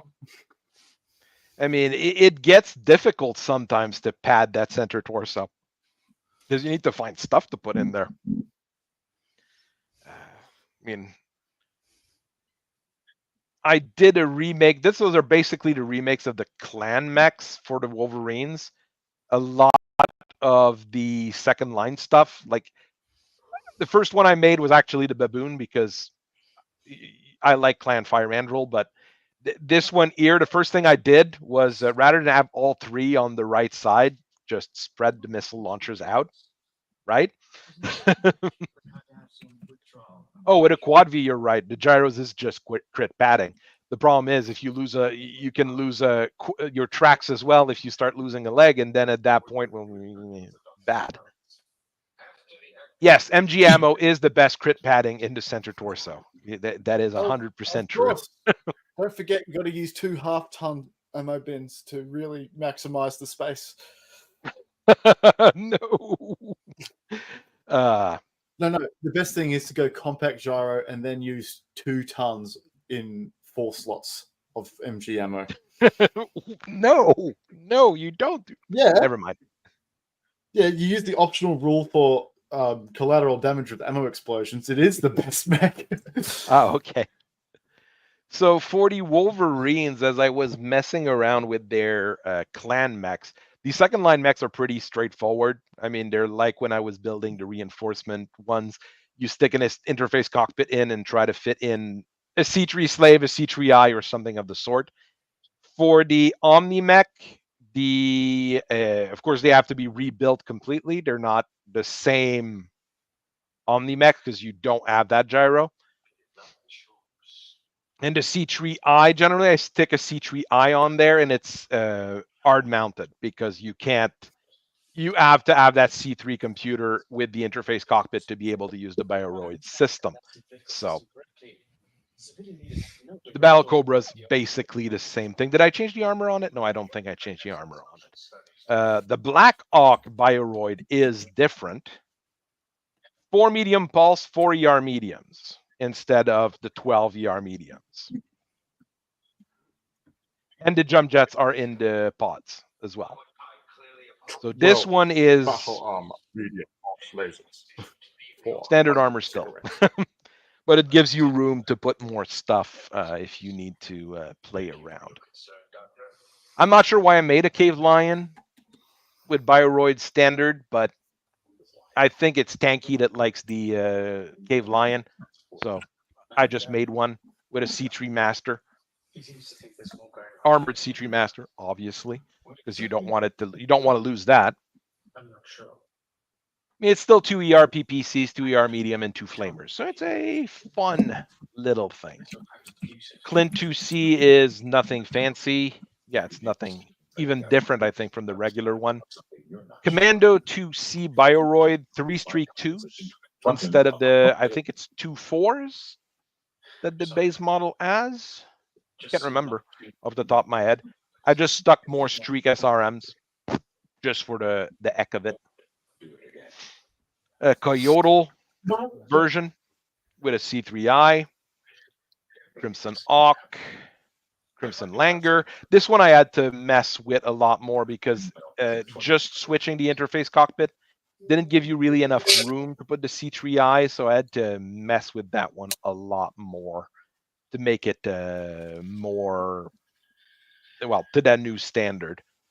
The crossbow, this one's a big modification. It's modernized compared to the original crossbow, which is one of the first generation OmniMechs. We don't remember that the Fire Mott is actually a clan Fire Mandrill mech, so I had to put it in.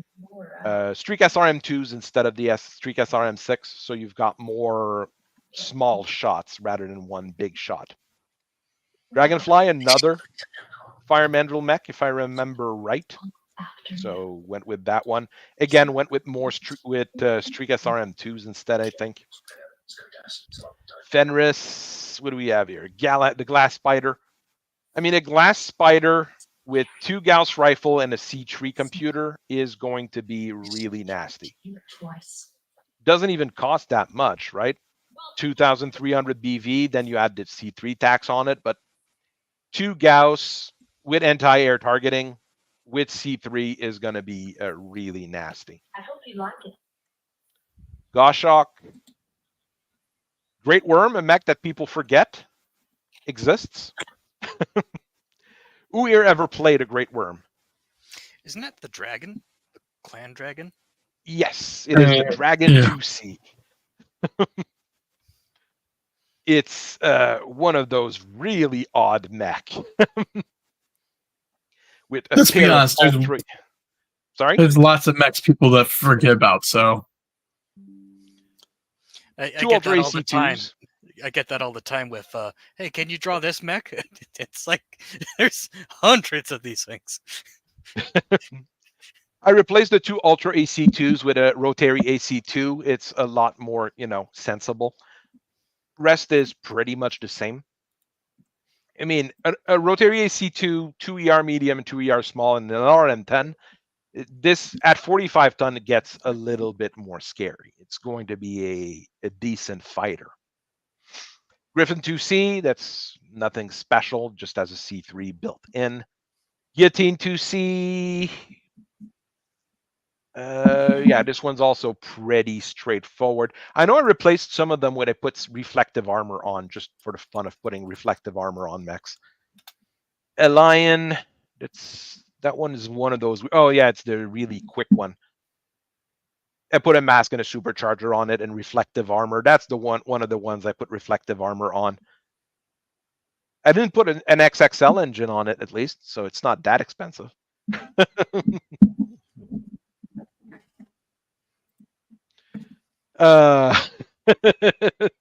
They chose the Dasher 2 last I saw. Well, the Dasher 2 is not a very good mech, though. So that was, at least I will agree to that one. The Dasher 2 is not a very good mech.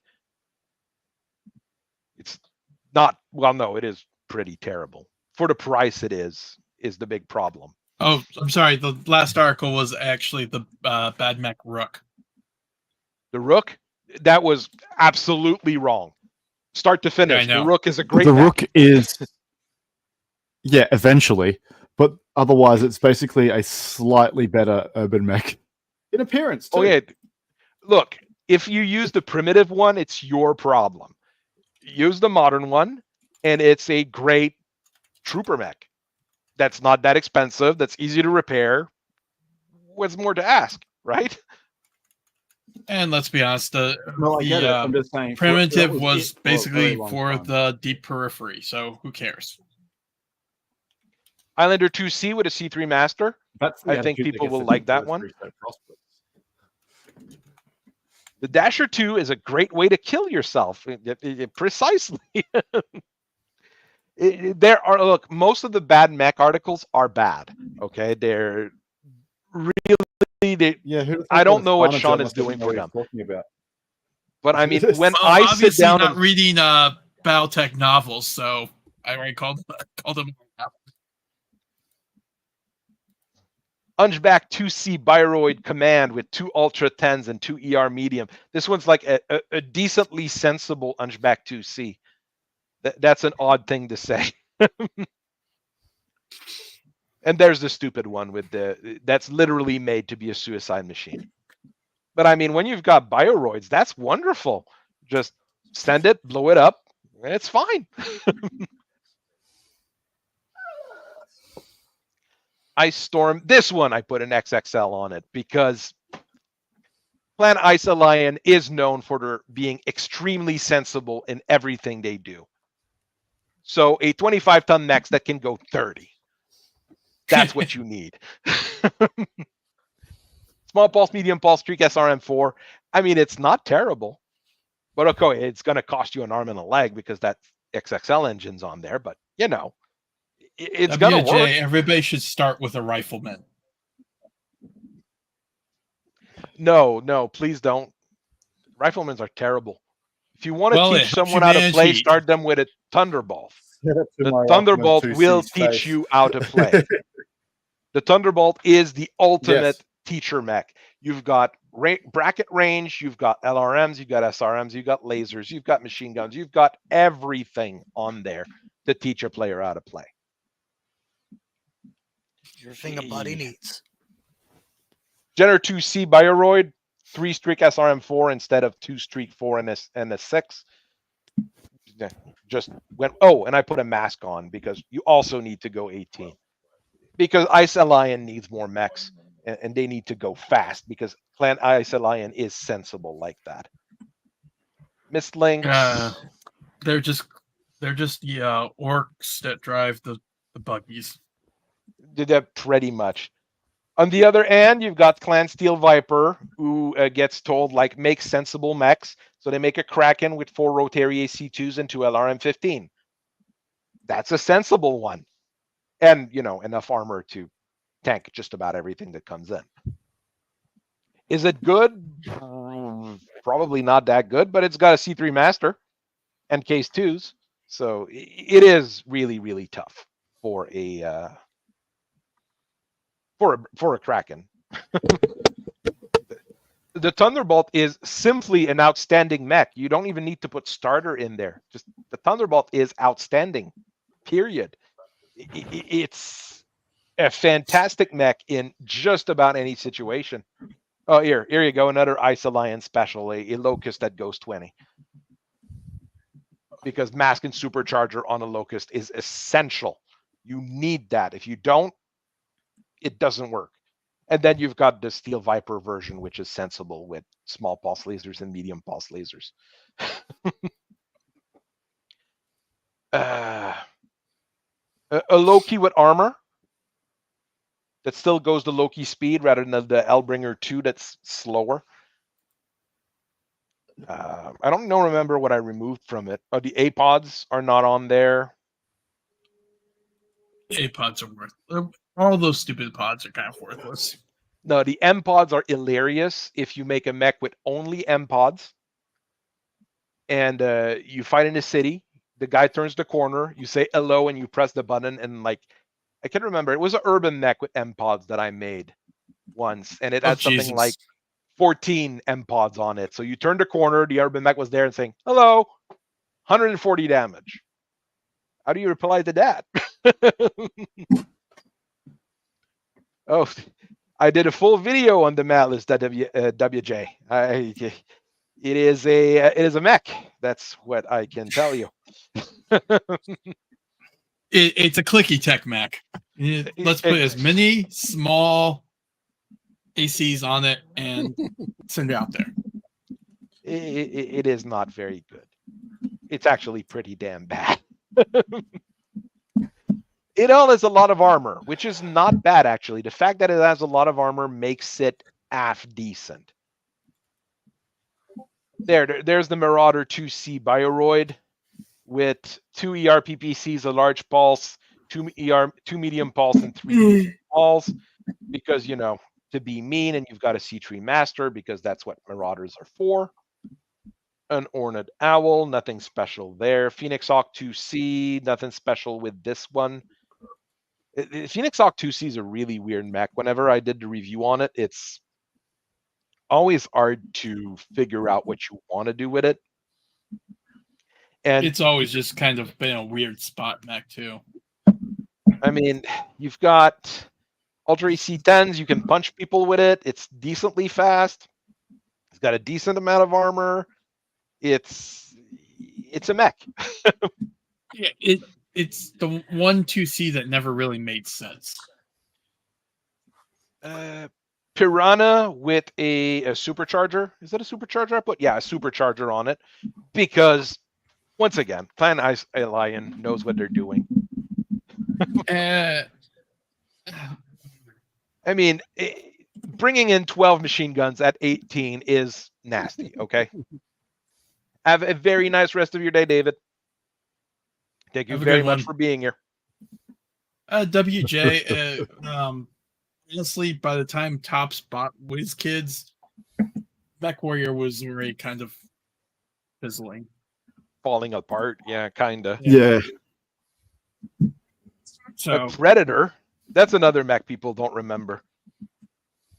I like the Predator, but I can't really justify making a full video on it because it's got the base configuration and a secondary configuration, and that's it. And this is the art for it.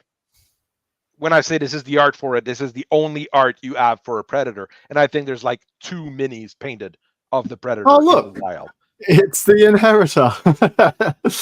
No, this is the official mech with a crotch cockpit. The Inheritor's got the cockpit in the front. This one's got a crotch cockpit. Yes, but it's still like the guns are that much higher. I always get this and the Canis for some reason confused. Yeah.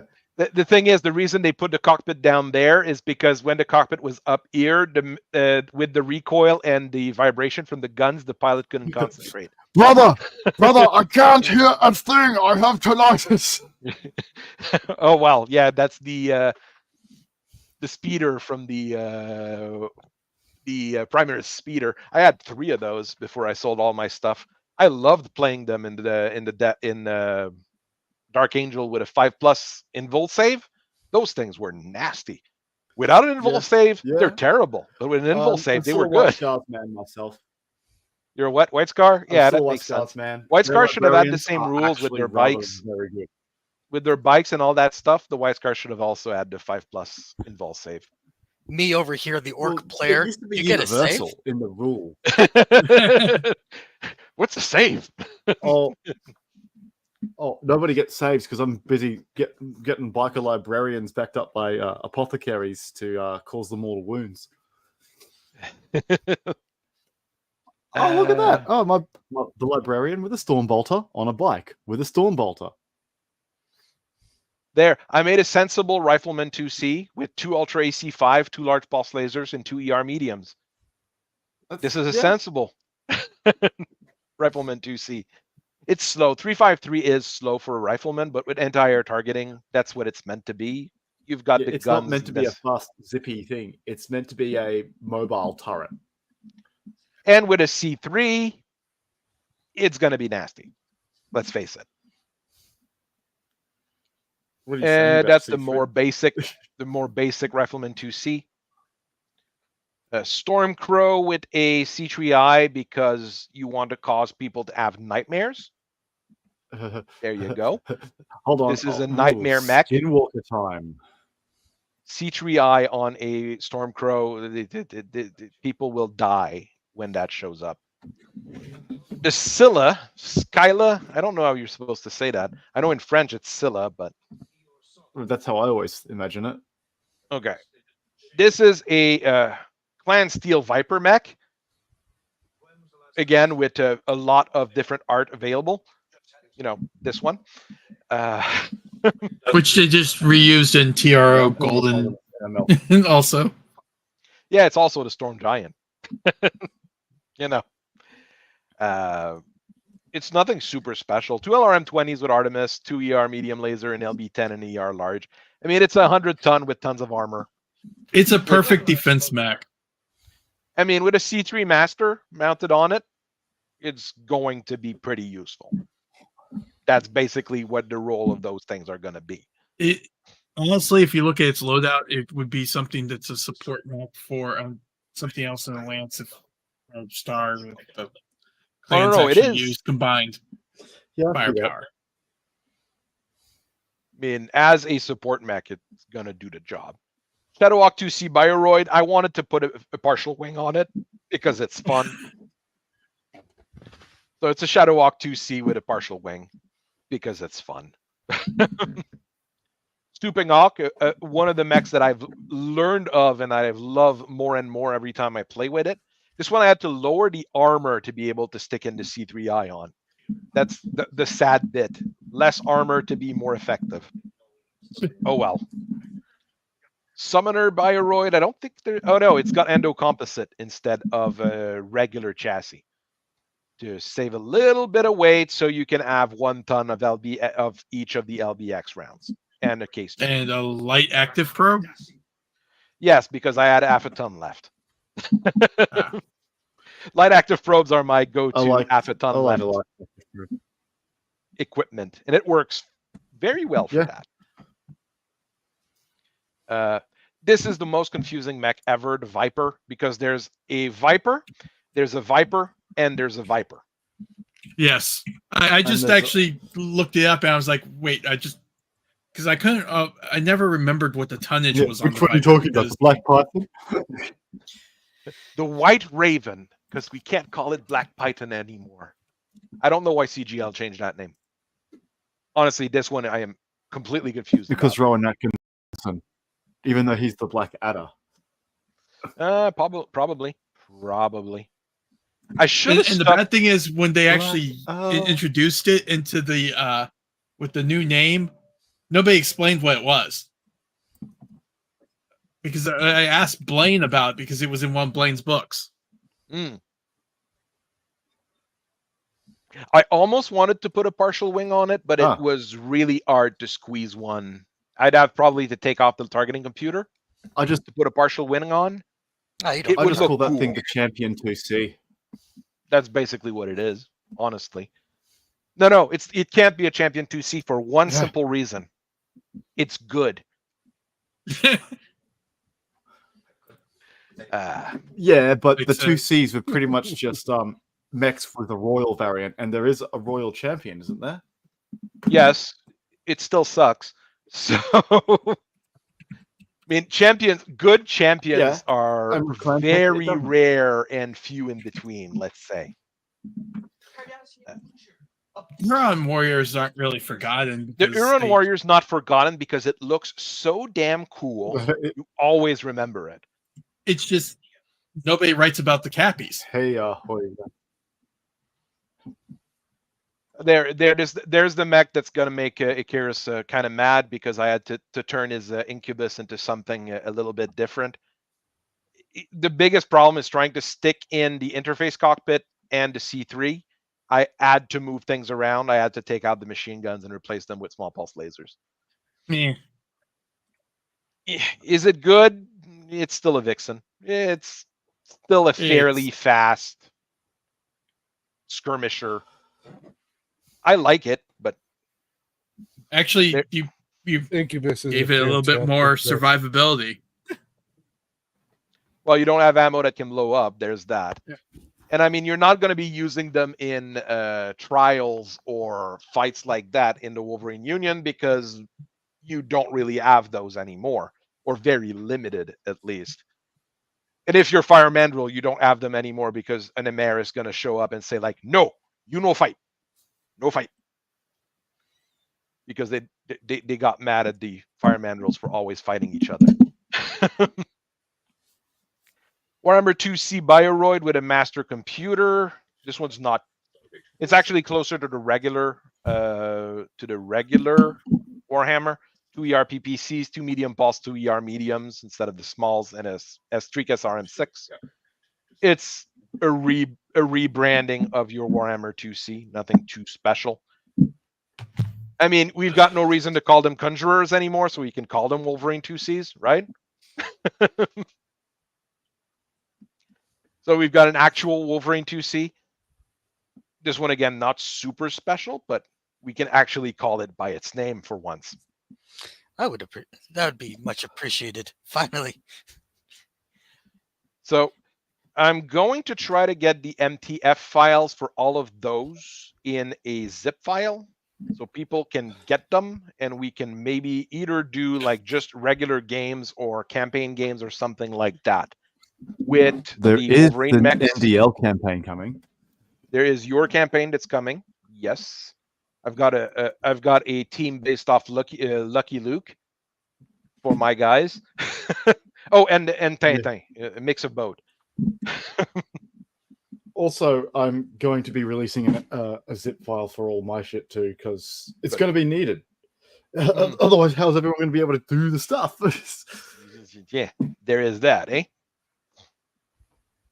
But I mean, I've got, that makes like all the basic mechs that the Wolverines have are basically statted.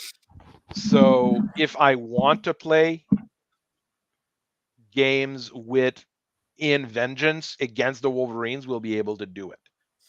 And that's what I would want to do. What I'd want to do, actually, I can probably close out of that.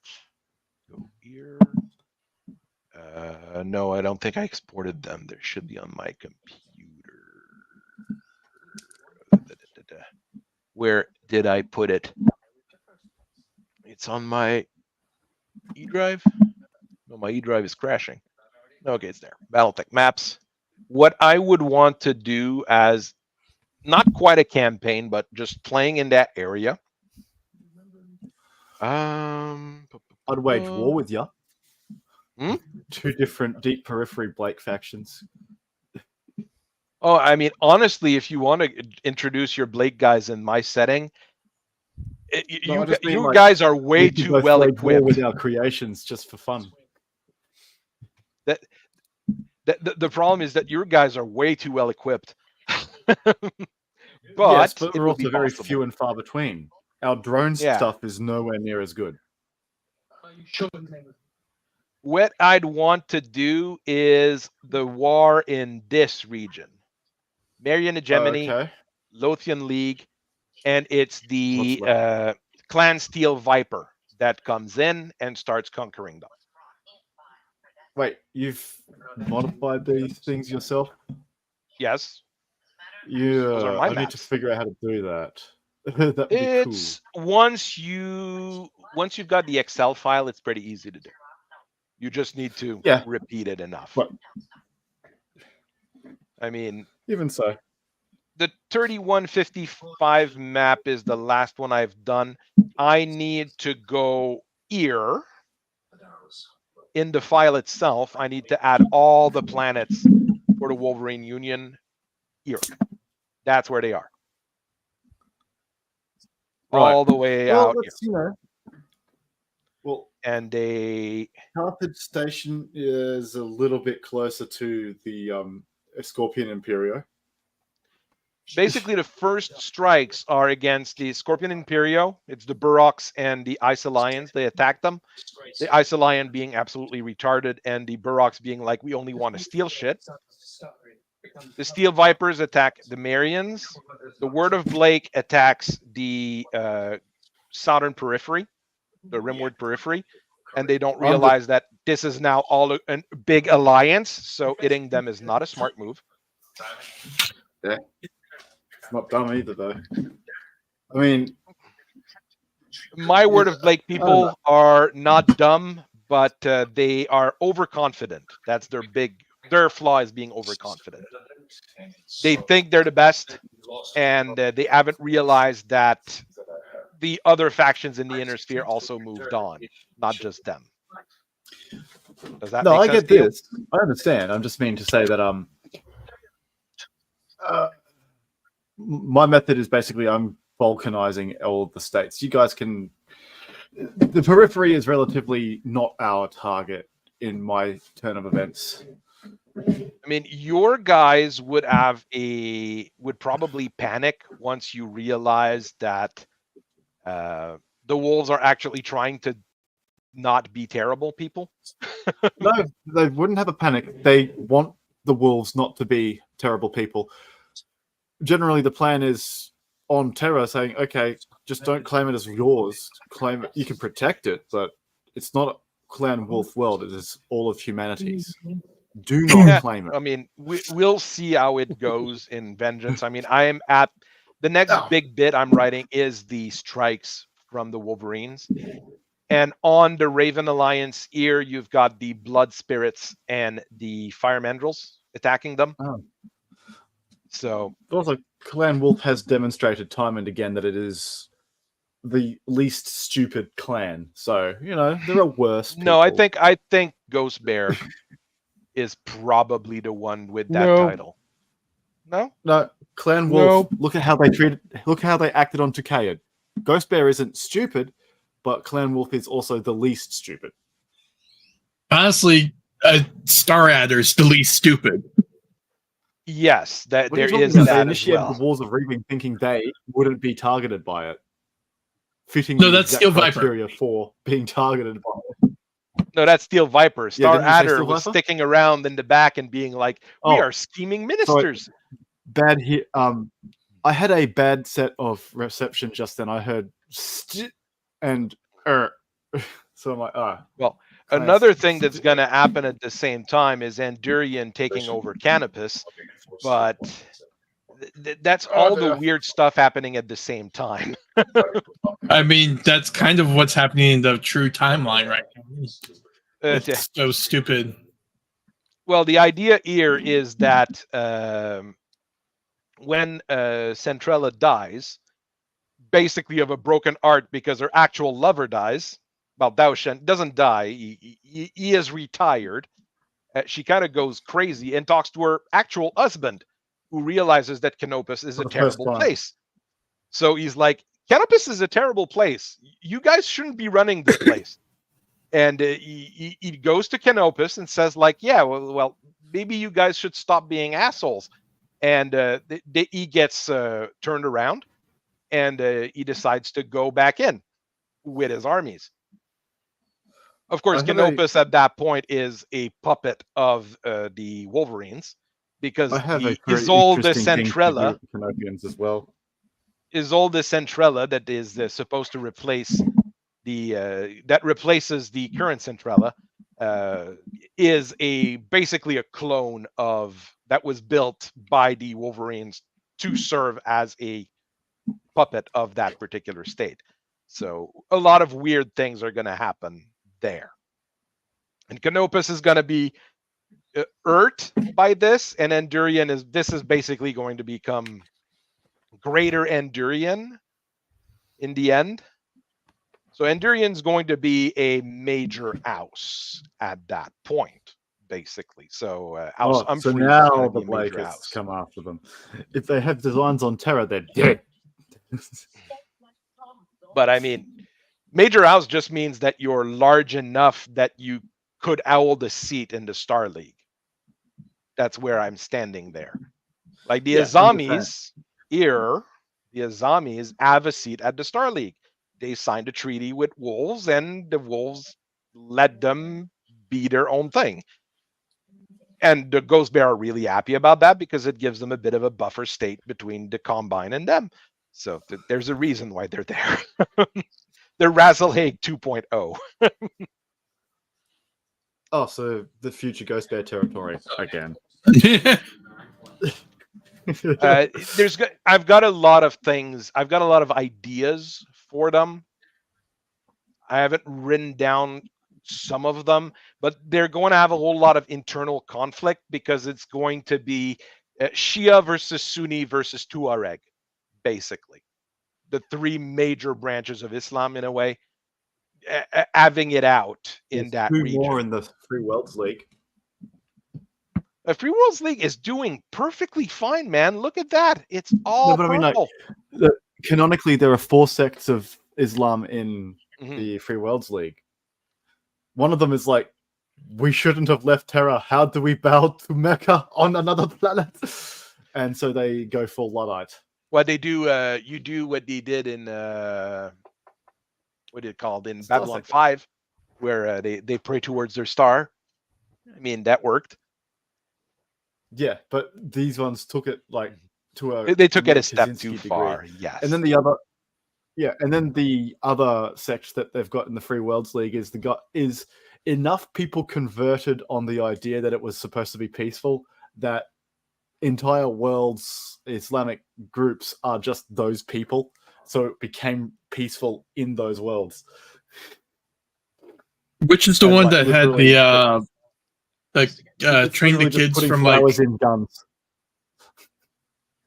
like to be like assistants, and then the Wobbies intervened, and then basically they all became assassons. That would probably be part of the Azamis. No, it was from Shiloh in the Free Worlds League. Oh, jeez. The Free Worlds League is such a fun place.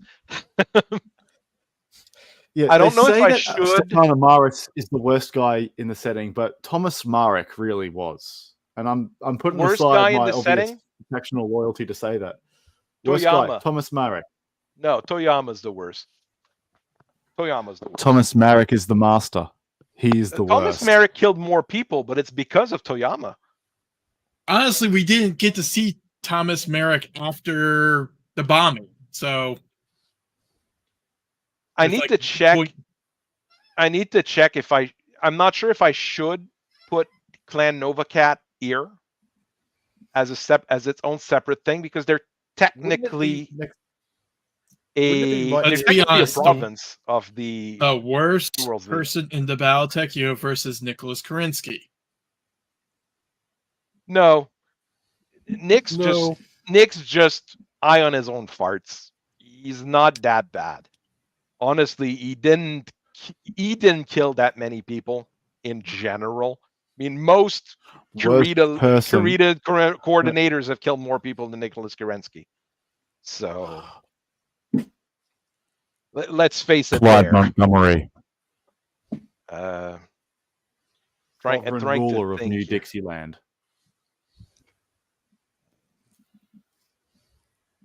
But this is the next target for the Word of Blake, because they realize that attacking the Rimwar's periphery is not going to work, so they're going to attack Filvelt and Tortuga. That's their actual next target, since they realized that attacking Ear was not a good idea. They're basically the reason why we know the Wolverines exist, because they got their ass kicked in the periphery. And I'm taking a ship from Artru, which is down here somewhere. Taking a ship from there all the way up here. That's one hell of a trip, by the way. Hey, well, especially since I have to go Professor, this when you get way. A chance, Professor, when you get a chance, give me a link to your maps on the Battletech website. I only have the files on my computer, so I'd have to send you the file. They're not They're big as well, but they're not terrible. Like a meg each, something like that. That's not that big. I'd take a copy too. Oh, give me the files then. Hey, Clan Smoke Jaguar's got a huge. There's plenty. There's a huge region right there. That's all Clan Smoke Jaguar. And I'm. Yeah, give me the maps. There's a planet on there that That you're a fan of. I've got my attention on. Yes. 800K each. It's not one that's that in Wolf bad. territory. Ooh, but when it's okay, you'll have to download them because they ship as XML files. When I send them through Discord, they ship as XML files, so you have to click the download and then and open them. That's fine. I mean, that's the map before Aus Liao attacks Terra, which is what I'm writing on more now. So you don't have the Smoke Jaguar Enclave here. Some planets have not gone to Clan Sea Fox yet, and the Davion have not kicked the Draconis Combine back to their territory.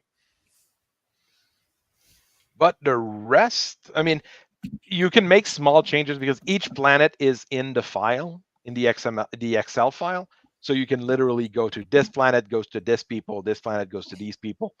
You have to be careful with some of the changes you make because sometimes it doesn't render properly, but it works. What the hell is better this than expected. SVG extension? It's a special. It's this an extension for this here. It opens it opens in Internet Explorer or Chrome or whatever. It's meant to open in a browser. If only you could get it to be saved as a picture. The thing is, this is screenshots together. The thing is, if you know how to use the tool, you can do like on Sarna as well. Be like, I want the map around Militia, so you get the 40 light years around just that system. You can ask the script to do that for you.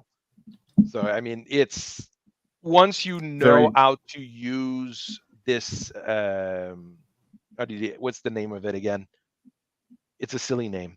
I can't remember it off the top of my head.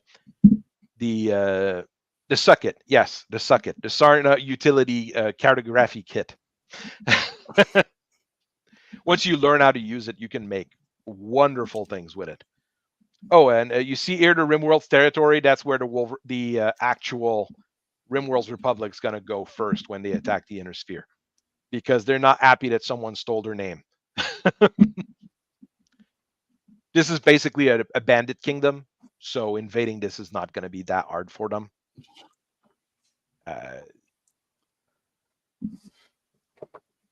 And I'm not sure where everything's going to go, but at the end, I still want to basically have. I wanted to have three main things. You're going to have your Inner Sphere / Star League.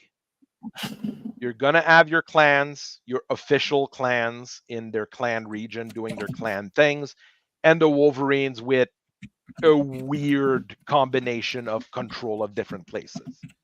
And they're going to be three separate cultures with their own way of life and their own way of thinking in the end. So it's going to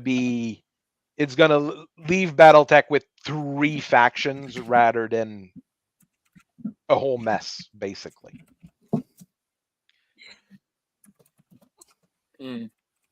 So it's where I want to end this, really. Yeah. I mean, the Rimworld's Republic, when you look at how big the Rimworld's Republic was in its heyday, it like started from like down here all the way up here. It was all that huge region of space there. And it's fairly rich, not just in planets, but in resources and everything. So there's a reason why that Amaris guy made a lot of money and was running the show for a while. He knew what he was doing. Until he got everything. Until he got everything. That's when things broke up. Yeah, you're right. Then he forgot to, about his home world and just said, "Screw it, I got Terra." And Well, but he was smart enough to have a backup plan, and he had a minister up here that grabbed a whole bunch of people and dragged them all the way down here where they had already scouted for a planet to run away to. So he was not completely stupid, just eye on his own farts when against quite a bit of a hubris. I mean that idea here to have the Wolverines run away, the Wolverines being there, the Rimworld Republic being there, all the failed factions or the dead factions being there together. It gives the people who like those factions being there, and it gives us more things to play with. And I'm having fun. I'm having quite a bit of fun with this. I'm writing a bit of fiction, which is always a thing I like to do. I can write a few rules, design a few mechs, and have fun with just making Gundam mechs as BattleMechs. So it is not a bad thing. You can have fun with it. It's fun to have fun with it, basically. And I think having fun with Battletech is a thing that a lot of people forget. Why do they want to have fun? They just want to spread the message. And there you go. Yeah, no, I am fully in agreement there. I mean, I just came here to draw ProtoMechs and draw BattleMechs much smaller than they are normally depicted. I'm just in the corner being weird, drawing. It's okay. You're allowed to. I actually like this AI picture I got for the dog and the scientist. The rest were not really good, so. This one did have a little puppy, but I'm just here for the minis and the fiction. Unfortunately, there's only been one good fiction lately.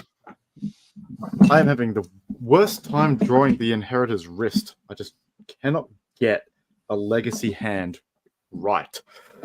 I asked for a Cat 6 Hurricane. It only gave me 4 cats, so Cat 6 Hurricanes are impossible. That's what the AI decided. Well, it's the Where's Waldo of cats. You're gonna have to find the other two in the picture. Why does the cat have 3 tails? That is a very good question, to which I have no answer.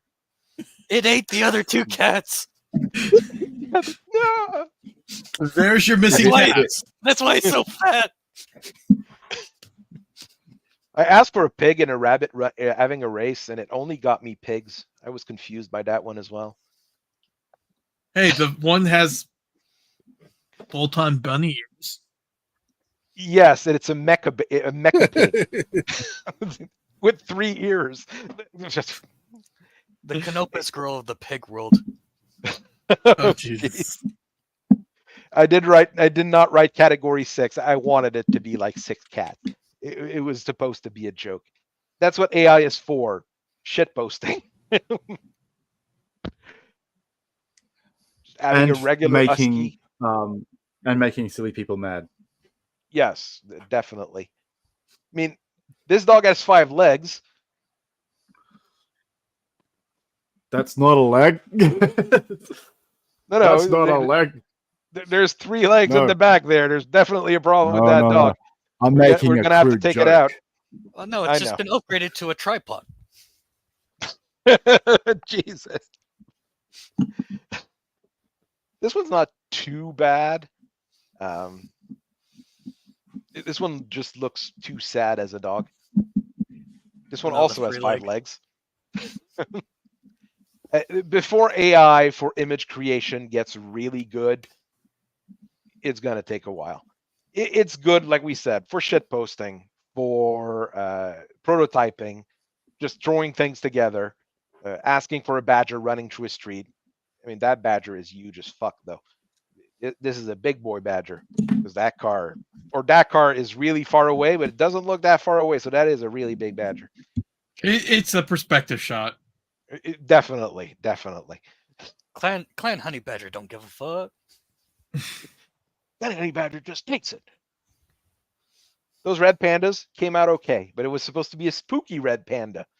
I don't think you can make a red panda spooky, though. That's the problem. Clan Red Panda. We're the cuddliest ones. Trying to make Clan Ellsworth people. So it sometimes doesn't come out right. Sometimes it does.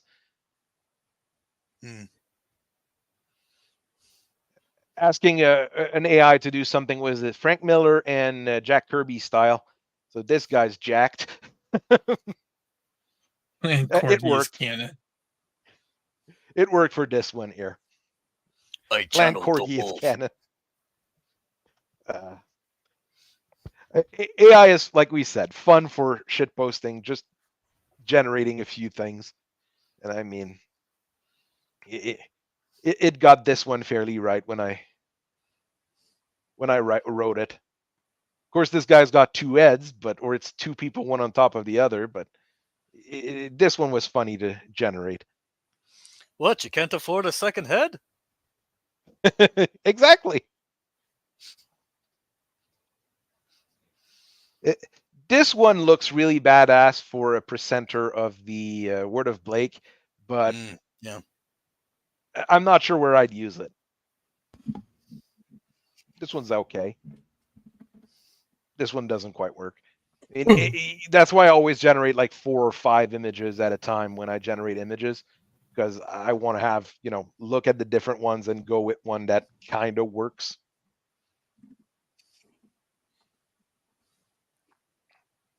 I don't know that movie, but someone's just saying that it's a good movie for a bad movie night. So that's good to hear. I'm not huge into horror. I know a lot of people are, but I'm not huge into horror personally. I'm more of an action adventure kind of movie or silly comedies, but silly comedies don't exist anymore because they're too they wouldn't draw enough people. So you say that like the Rings of Power hasn't been made. Jesus. No, because comedy offends too many people. That's the only thing you can be. It can't be not a comedy because say that again, Hellkite. So name one actual Tolkien fan who wasn't offended by the Rings of Power, and you look at it and you think of it like it's a National Lampoon style comedy, and it makes sense. Someone replaced all the music with kazoos. It also made it much better. I'm glad I haven't watched that. Oh, Gondor calls for aid. Well, now that's a thing. Giant mutant radioactive jackrabbits terrorize a small town. I know someone would like to watch that as well. What?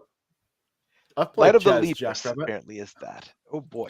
How many scenes did they do for that movie where they had to separate the rabbits? It's like, no, stop it. Stop it. Rabbits. They are never going to recoup that money. For Rings of Power? Never. Yeah. It's impossible. They keep spending more. Never. That's the problem. It's about despoiling. And no, it's not even about despoiling here. It's about it's about just sitting down and being like, it has to work. We've spent so much money on it. Let's spend more and it'll work next time. At this point, they act more like governments. I mean, let's be honest here. They are like, hey, it's the next CEO's problem. I'm going to get out of here with a golden parachute before I have to worry about it. Exactly. I mean, it's exactly like our government. Next president's problem is the deficit. That's who's going to handle it. Yep. But I mean, look at what's the other show there when there was the Acolyte that was just entirely. I mean, every time they bring it up is like, it was 180 million. Oh, geez, 180 million. That's a lot of money. Oh no, it's 180 million pounds, not American dollars. What? And it keeps getting worse. What, you don't like the power of one, the power of two, the power of many? They really tried to make that song it as well. I mean, the last show I didn't trust reviewers on was the Resident Evil Netflix show. I watched a review by Az. I was like, it's impossible that it's that bad. And I watched it, and it was worse. Like, how do you unfortunately it was that? one of Lance's last roles, though. Yeah, it is. I mean, he's the only good part of that show, and it's terrible. It is entirely terrible. Like, there is no redeeming features in that particular show. And I mean, some people might have made a bag on it, but even there, it looks cheap. It looks. Geez. The Cowboy Bebop from Netflix was also entirely terrible. So I told my family I told my parents if any of them watched it, I'd disown them. they would watch anything, that looks semi good to their eyes on Netflix. I'm like, if you watch that, I'll just leave. I mean, my parents said it was bad when I met them. When I met with them at some point, like they were like, yeah, we watched like 2 episodes and we couldn't watch any further. And my dad is just like that. He watches anything, right? As long as it's sci-fi, he'll be happy. But no, he couldn't do that one. He liked One Piece, though. There you go, right? The only show that I've watched recently that wasn't terrible, well, besides House of the Dragon, was the Fallout show. The Fallout show was mainly because Walton Goggins carried that. He carried that show. He did a really good job in that. He carries a lot of shows, actually. He's a good actor, and it really helps. And the special effects don't look too cheap compared to a lot of these other shows where the special effects look cheap, even though they're freakishly expensive. So I think the Amazon Fallout show, what I usually say for it is like, it's not very good, but it's so much better than everything else we're getting that we're like, yeah, it's good. It's entertaining. Yeah. It's like the One Piece show. I mean, the One Piece it's show like is House of the Dragon. Not that great, but it's so much better than everything else that I do have to say the Penguin is probably one of the best things I've seen in a very long time. I haven't seen the Penguin, and I am so turned off Batman due to the comics that I'm not sure I want to watch it. That's the problem. I am completely off Batman because it's I don't blame you. so bad in the comics that it's almost unbearable. It does sound like Absolute Batman is actually doing something right, but that's one title out of how many? Batman it's basically kind of like Spider-Man with Ultimate Spider-Man. And I'm not sure it's really doing that great. I mean, what they're saying is that it's sold out. Yeah, because every single comic shop bought all of them, but they're not moving from the stores. People who ordered them are reading them, which is good for comics, but everybody else, it's not moving units. So, well, let's be honest, it's impossible to track like it used to be, where you had 3 companies in between the manufacturer and the street date. The street. Now they ship it to the comic store, and there's no data. It's like ratings for shows and stuff anymore. There's no data. It's the stuff that's moving from what we know, because we can check, you can still check in the stores at least. All the Skybound stuff, the Transformer, G.I. Joe, and Void Rivals, that stuff sells. That stuff sells really well. Conan sells really well, the current Titan run. So I'm happy. Those are all good comics. So I'm happy with that. Outside of that, I mean, not much is moving. No, even manga slowed down quite a bit. So you have to this is showing my age. The average Marvel and DC comic shipped, sold 100K. Now Well, I you mean, can't. A good one sells 20K. At 20K, you're a top seller. Yeah, I know exactly. 20K, you're in the really like massive it. Oh no, I mean, I can't remember which comic got canceled in the early 90s because it was selling under $1 million. It's like, oh, it's selling under $1 million. I don't think it's worth keeping that line. Imagine that nowadays. Like, you sell $1 million. What's going on? There's something wrong. It would actually break the industry. I mean, Skybound almost broke the industry with their Transformer stuff. It's making a lot of people are panicking because of the Transformer and GI Joe stuff, because it sells to the market of the people who want to read those things. So it really doesn't help. Except for what, Scarlet's kind of fallen off because Scarlet's written by a member of the clique, so it's the worst of the gang. It doesn't mean it's bad. It's just the worst of the bunch.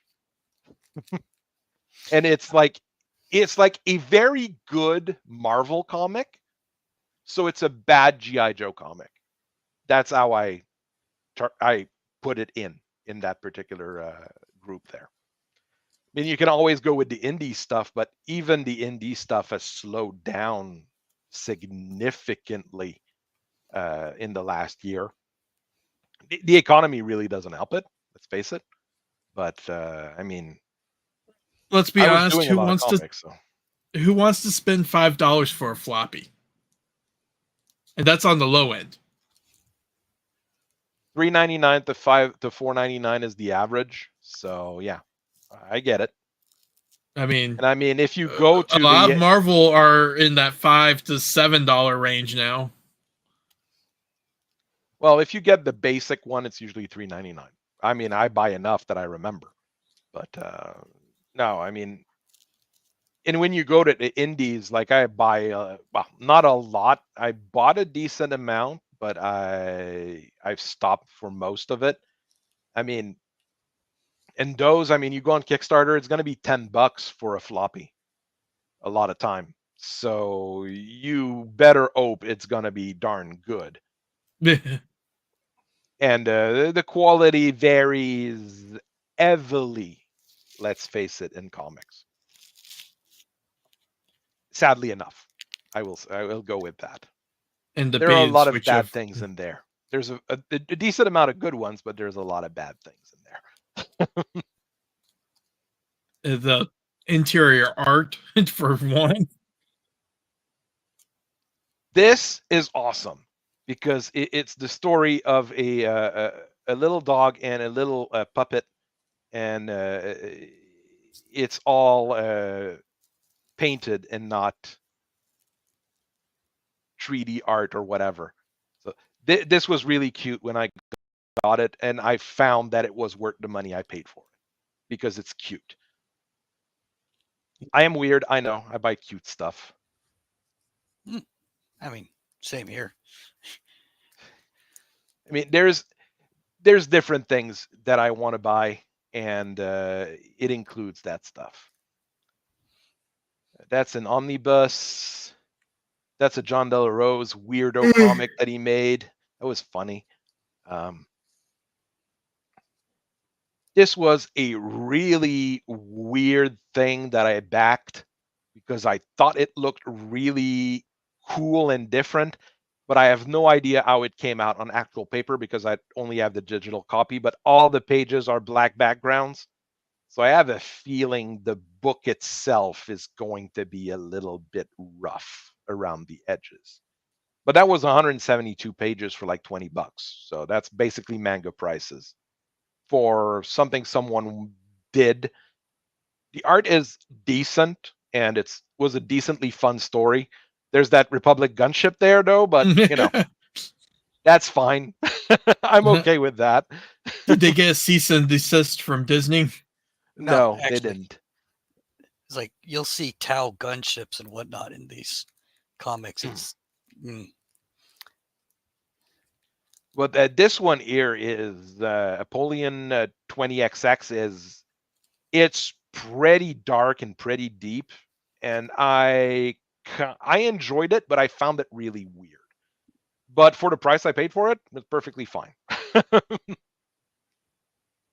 There's stuff that I overpaid for, definitely. There's stuff I underpaid for because it's too good for the quality that I got. SPQR Bizarre Adventures, that I got for free. I'm looking forward. Sent it to me. SPQR Bizarre Adventure is I'm looking another thing altogether. I mean, it's literally JoJo's Bizarre Adventure in the Roman era. It is completely messy. It is hilarious. Is it great? I didn't pay for it, but I would have paid for it, basically. So there's a fun one. Bucket of Blood is really fucked up. That's a really weird one. But that's fun because the artist went different for everything. Artificial is the best comic of last year for the first comic. Second one I didn't like as much, but the first comic it's a isekai of Vincent van Gogh going into a cyberpunk future for reasons. Oh, so he could get some cybernetic ears. It's this one's okay here with the color. It's okay, but the one they did. Do I have the black and white color version here? Yeah, this one here is black and white, but just colors where you need colors. Mm-hmm. So here around the lights, you've got color, but everything else black and white. Here it's all black and white, but the painting he's doing is in color. This is what I found was wonderful about this particular comic when they did it. The second comic it's more action based for the second one. This one is a big section on Van Gogh's last day, basically. Then he goes to the sunflower field with his golden pistol. This is a beautiful, beautiful page here. For the artist we have here, this is beautiful. And he isekais himself and fights evil cybernetic zombies for a while. There you go. Why not? This was a beautiful comic, and it was very smartly done. So this is nice, and I was happy to finance it. There's books that I'm happy to say I've gave money to and was happy to get or happy to give. There's some stuff that I'm far less motivated about, let's say. So I mean, comics is a weird subject because there's still a lot of good stuff, but you have to dig for it quite a bit nowadays. It's like music. You're right. Well, a lot of the culture now is, I mean, you have to dig to try to find it.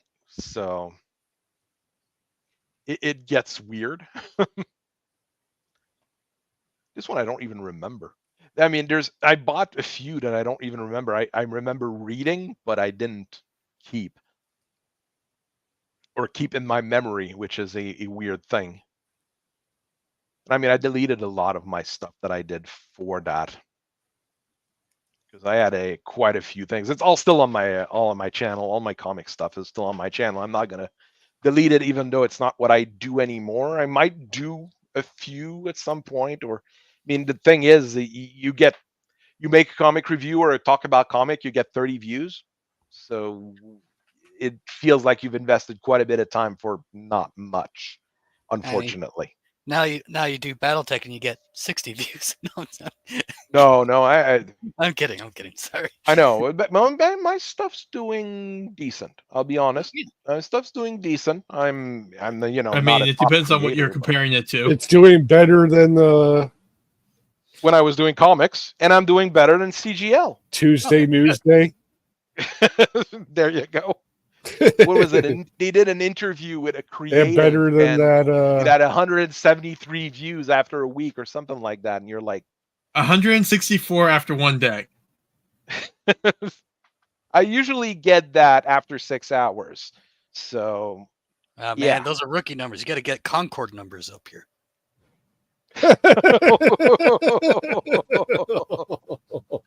They're bringing that. The rumors are they're bringing that back as a free to play. Did they announce that they're bringing it back as a free to play? The rumors are. The rumors are. They're doing something about it, and the rumors I think is just they're bringing it back as a free to play. They can't. They can't because they can't recoup the cost of it, and they can't afford the servers. The game needs to be rebuilt from the ground up. It's insane. Like, there are games with good cores, like Airbrain Scheme Battletech. The core of that game is good, and you could make a second game and a third game and do all those sorts of things like that. There's part of it I don't like, and part of it other people don't like, but the core of it is good. Concord, the core of it is bad. The gameplay is bad, the characters are bad, and all the voice acting and story around it is bad. What can you do with that game? Okay. Jesus Christ. I mean, the thing that they need to do is make a second Concord. The armor is right there. Sequel. Problem is, I just went to look. It would cost them another $400 million. Well, that interview with already Brent has 246 views. Hey, maybe they're hoping for an influx of attention on Concord to really bring in potential players when they release that those video game animated shorts they're going to be coming out with. Concord's one of them. We already had one Concord. What? They really imagine how much they paid for that? Second Concord. Like, it's not like Final Fantasy 14. Final Fantasy 14, when it launched, it was terrible because they basically took Final Fantasy 11, slapped a new coat of paint on it, and called it a day. Like, it was entirely terrible. And Square Enix was like, okay, we're going to fix it. They took, 3 or 4 years on free to play on it and all sorts of things. But it was still, like, the core of it was good. People want to play an MMOFF game. People don't want to play Concord. People don't want to play Dustborn. Like, what do you plan on doing with that? It's okay to not like Sony. I have to admit, outside of the PlayStation, I don't like Sony either. And I don't like any of the games they release. Like, there's none of them that I really enjoy. It's crazy. You know what? These games that are being made for the mythical, modern audience, the only game I could actually see them making that would actually attract the quote unquote modern audience is literally Character Creator, the game. Yes. With all the worst character creative things, it wouldn't appeal to anybody but these people. And if you make it free to play, they'll actually play it. Maybe. No, what is The Sims? The Sims 4 now is exactly that. Yeah. And I mean, you see these people who by selling all sorts of packs, and it works. I mean, EA's probably Character Creator in like 12 hours. It's like, what? Character Creator the game? That's a funny way of saying Dragon Age Veilguard. Well, nobody's going to play that. I mean, so many games are the Zipper Tits crowd will. No, they won't, because they don't play anything. Yeah, they don't. If they have to pay for it, no. If it takes them away from their tweeting, then they're not going to play it. Okay, Ratchet and Clank, I will say most of them are decent. Uncharted, the first 3 were good. So there is a few decent Sony things out there, yes. And I mean, Sony did the Wild Arms back in the day. Wild Arms was freakishly awesome as an RPG. So they did good things. That was the first Venom movie. No, Exceed is just the people who localized them. Wild Arms was Sony originally. For at least Wild Arms 1, 2, 3 is Sony branded. I'm not sure the 4 and 5 are. I'd have to check in my games upstairs. They're in my box somewhere with all my PS2 games. Because PS2 had awesome games. Let's face it, it's probably one of the best console of all time in terms of what games you got. But if you look, I mean, Sony's lost so much on Concord, but then you look at Ubisoft and how much they lost on Skull and Bones, Outlawed, and now Assassin's Creed Shadow. It's not even funny.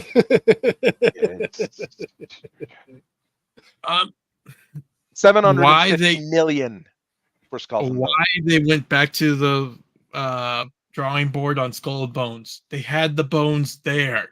All they had to do was finish it, make it Black Flag 2, whatever, and people will have bought it. No, they had to make it an MMORPG. I mean, it literally, it's Black Flag, but in a fantasy world. There you go. People would have bought it with MMORPG elements. Oh no! Now what they did with it was completely crazy, and they spent so much money on that. They restarted development on 4 times. Well, correction. I know. They didn't spend so much money on it. They spent a minimal amount of money, and a bunch of other people got money. All of a sudden, nice houses and cars and whatnot. New porches. New porches. Jeez. I mean, I feel bad for Lauren. Jeez, people in Ubisoft, they get new houses. All he gets is a porch. Jeez. I only got possibly to a swimming pool. 15 vehicles this year. That's 5 less than last year. That's so mean, yet so true. I'm trying to think here. What else? Well, Veilguard is going to fail completely this year. Suicide Squad died on the vine. I mean, the reason it's got 3 or 4 expansions, 3 of those season things, is because people bought the season pass. Legally, they have to release the stuff, because if they don't, they're going to either get sued or are going to have to refund it, and they don't have the money to refund it. So what do you think they're going to do? They're going to release the stuff, and there you go. And I miss the old game studios. I mean, I started playing this week. Well, this weekend. That's a whole lot of fun. It's not as good as their original Star Control 2, but I mean, it's silly and it works. There you go. I mean, my game collection is all sorts of weird though, because I've got tons of random stuff for the kids and stuff for myself and stuff from my wife and all sorts of things. But I mean, it says 3.6 hours here, but that's on my Steam account. I also have it on Good Old Games, and I have a lot more hours on that. This is a fantastic game. Stellaris, how much hours? 340 hours in Stellaris. It's not that much either. I think I got more in Warhammer 2. Lightweight. About the same in Warhammer 2, I have to say. XCOM 2, 74 hours. And the space, 150 hours. You should definitely pump up those XCOM 2 numbers, especially if you get the Long War 2 overhaul. Yeah.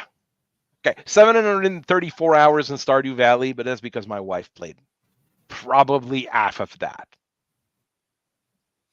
I did play quite a bit of Stardew Valley. I like that game. It's simple, it's fun. You just do stuff and it works. Bloon TD, yeah, that one I've got quite a bit of hours on because I just like it. 350 hours in BattleTech. Yeah, quite a few games. I had the same. Okay, 850 hours in Dungeon Painter Studio, but that's because I left it open a couple times. It's not even padding the clock, are you? It's a map making thing. So I just opened it, made a map, exported it to Roll20, left it open, made another map later, exported it. Hey, Mobius, how are you doing? Hi, Mobius. If you look here, Grim Dawn. Okay, I'm starting to get the hours in Grim Dawn. I'm starting to get the hours on this one too. That's one I played quite a bit. There's an expansion. They said it was coming out this year, but I have doubts at this point, since we're 2 months into what's left of the year. There's a great free-to-play game.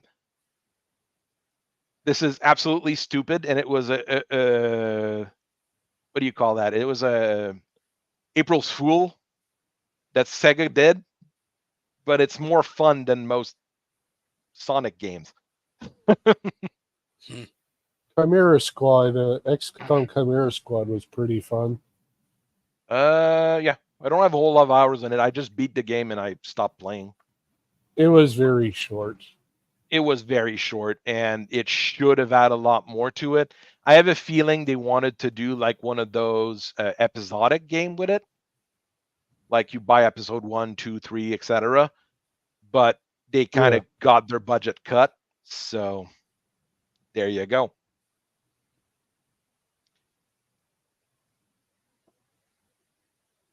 The most recent Civ games I haven't played a whole lot, only like 40 hours. Then I don't like it. The Civ games are now too simple for me. Strangely enough, some people say that they're really complex. They're just too simple for me because I'm now used to things like Stellaris and Europa Universalis and things like that. So that's where I'm standing for those. This is a game that I tried to stream and it crashed my computer, but not just crashed, like killed my computer. Like it didn't want to restart for a couple minutes after the game crashed. So I haven't touched that for a little while. It was fun though. It's decently fun. This I know a lot of people play, and I know my kids played it a bit, but not a whole lot. I've got Cat Quests. Those are popular with the kids. Path of Exile, I've got too many hours in. This I entirely have too many hours in Path of Exile. But that's over what, 15 years? More or less. So there's that. Is it a great game? On and off, to be quite honest. I mean, in there, I've got mainly games that are fun to play, but not that many that are old messes. I don't buy a whole lot of games to start with, so got all the Dawn of Wars, got Gladius. I haven't played those a whole lot though. The Gladius I haven't played a whole lot. Those I've played quite a lot. Warframe I should probably have a couple. Only 183 on that account. It's not that much. On PS5 I've got a lot more hours on that one. Sadly. Do I have eye on this profile? I don't. Yes, I do. Yes, I do. But I haven't played a whole lot. I've beat the game on my own profile because I lost my Steam account because it was linked to an email address I no longer have and a phone number I no longer have. So that makes things very difficult to recover. So on this one, I haven't played a whole lot. This is a fantastically weird game. Sounds like honestly, my drive-through RPG account. My drive-through RPG accounts, I don't have a whole lot of stuff on it. I've got Gearkrieg stuff from Dreampon 9. Got some Sion stuff from the old World of Darkness. And maybe a couple Legend of Five Ring books.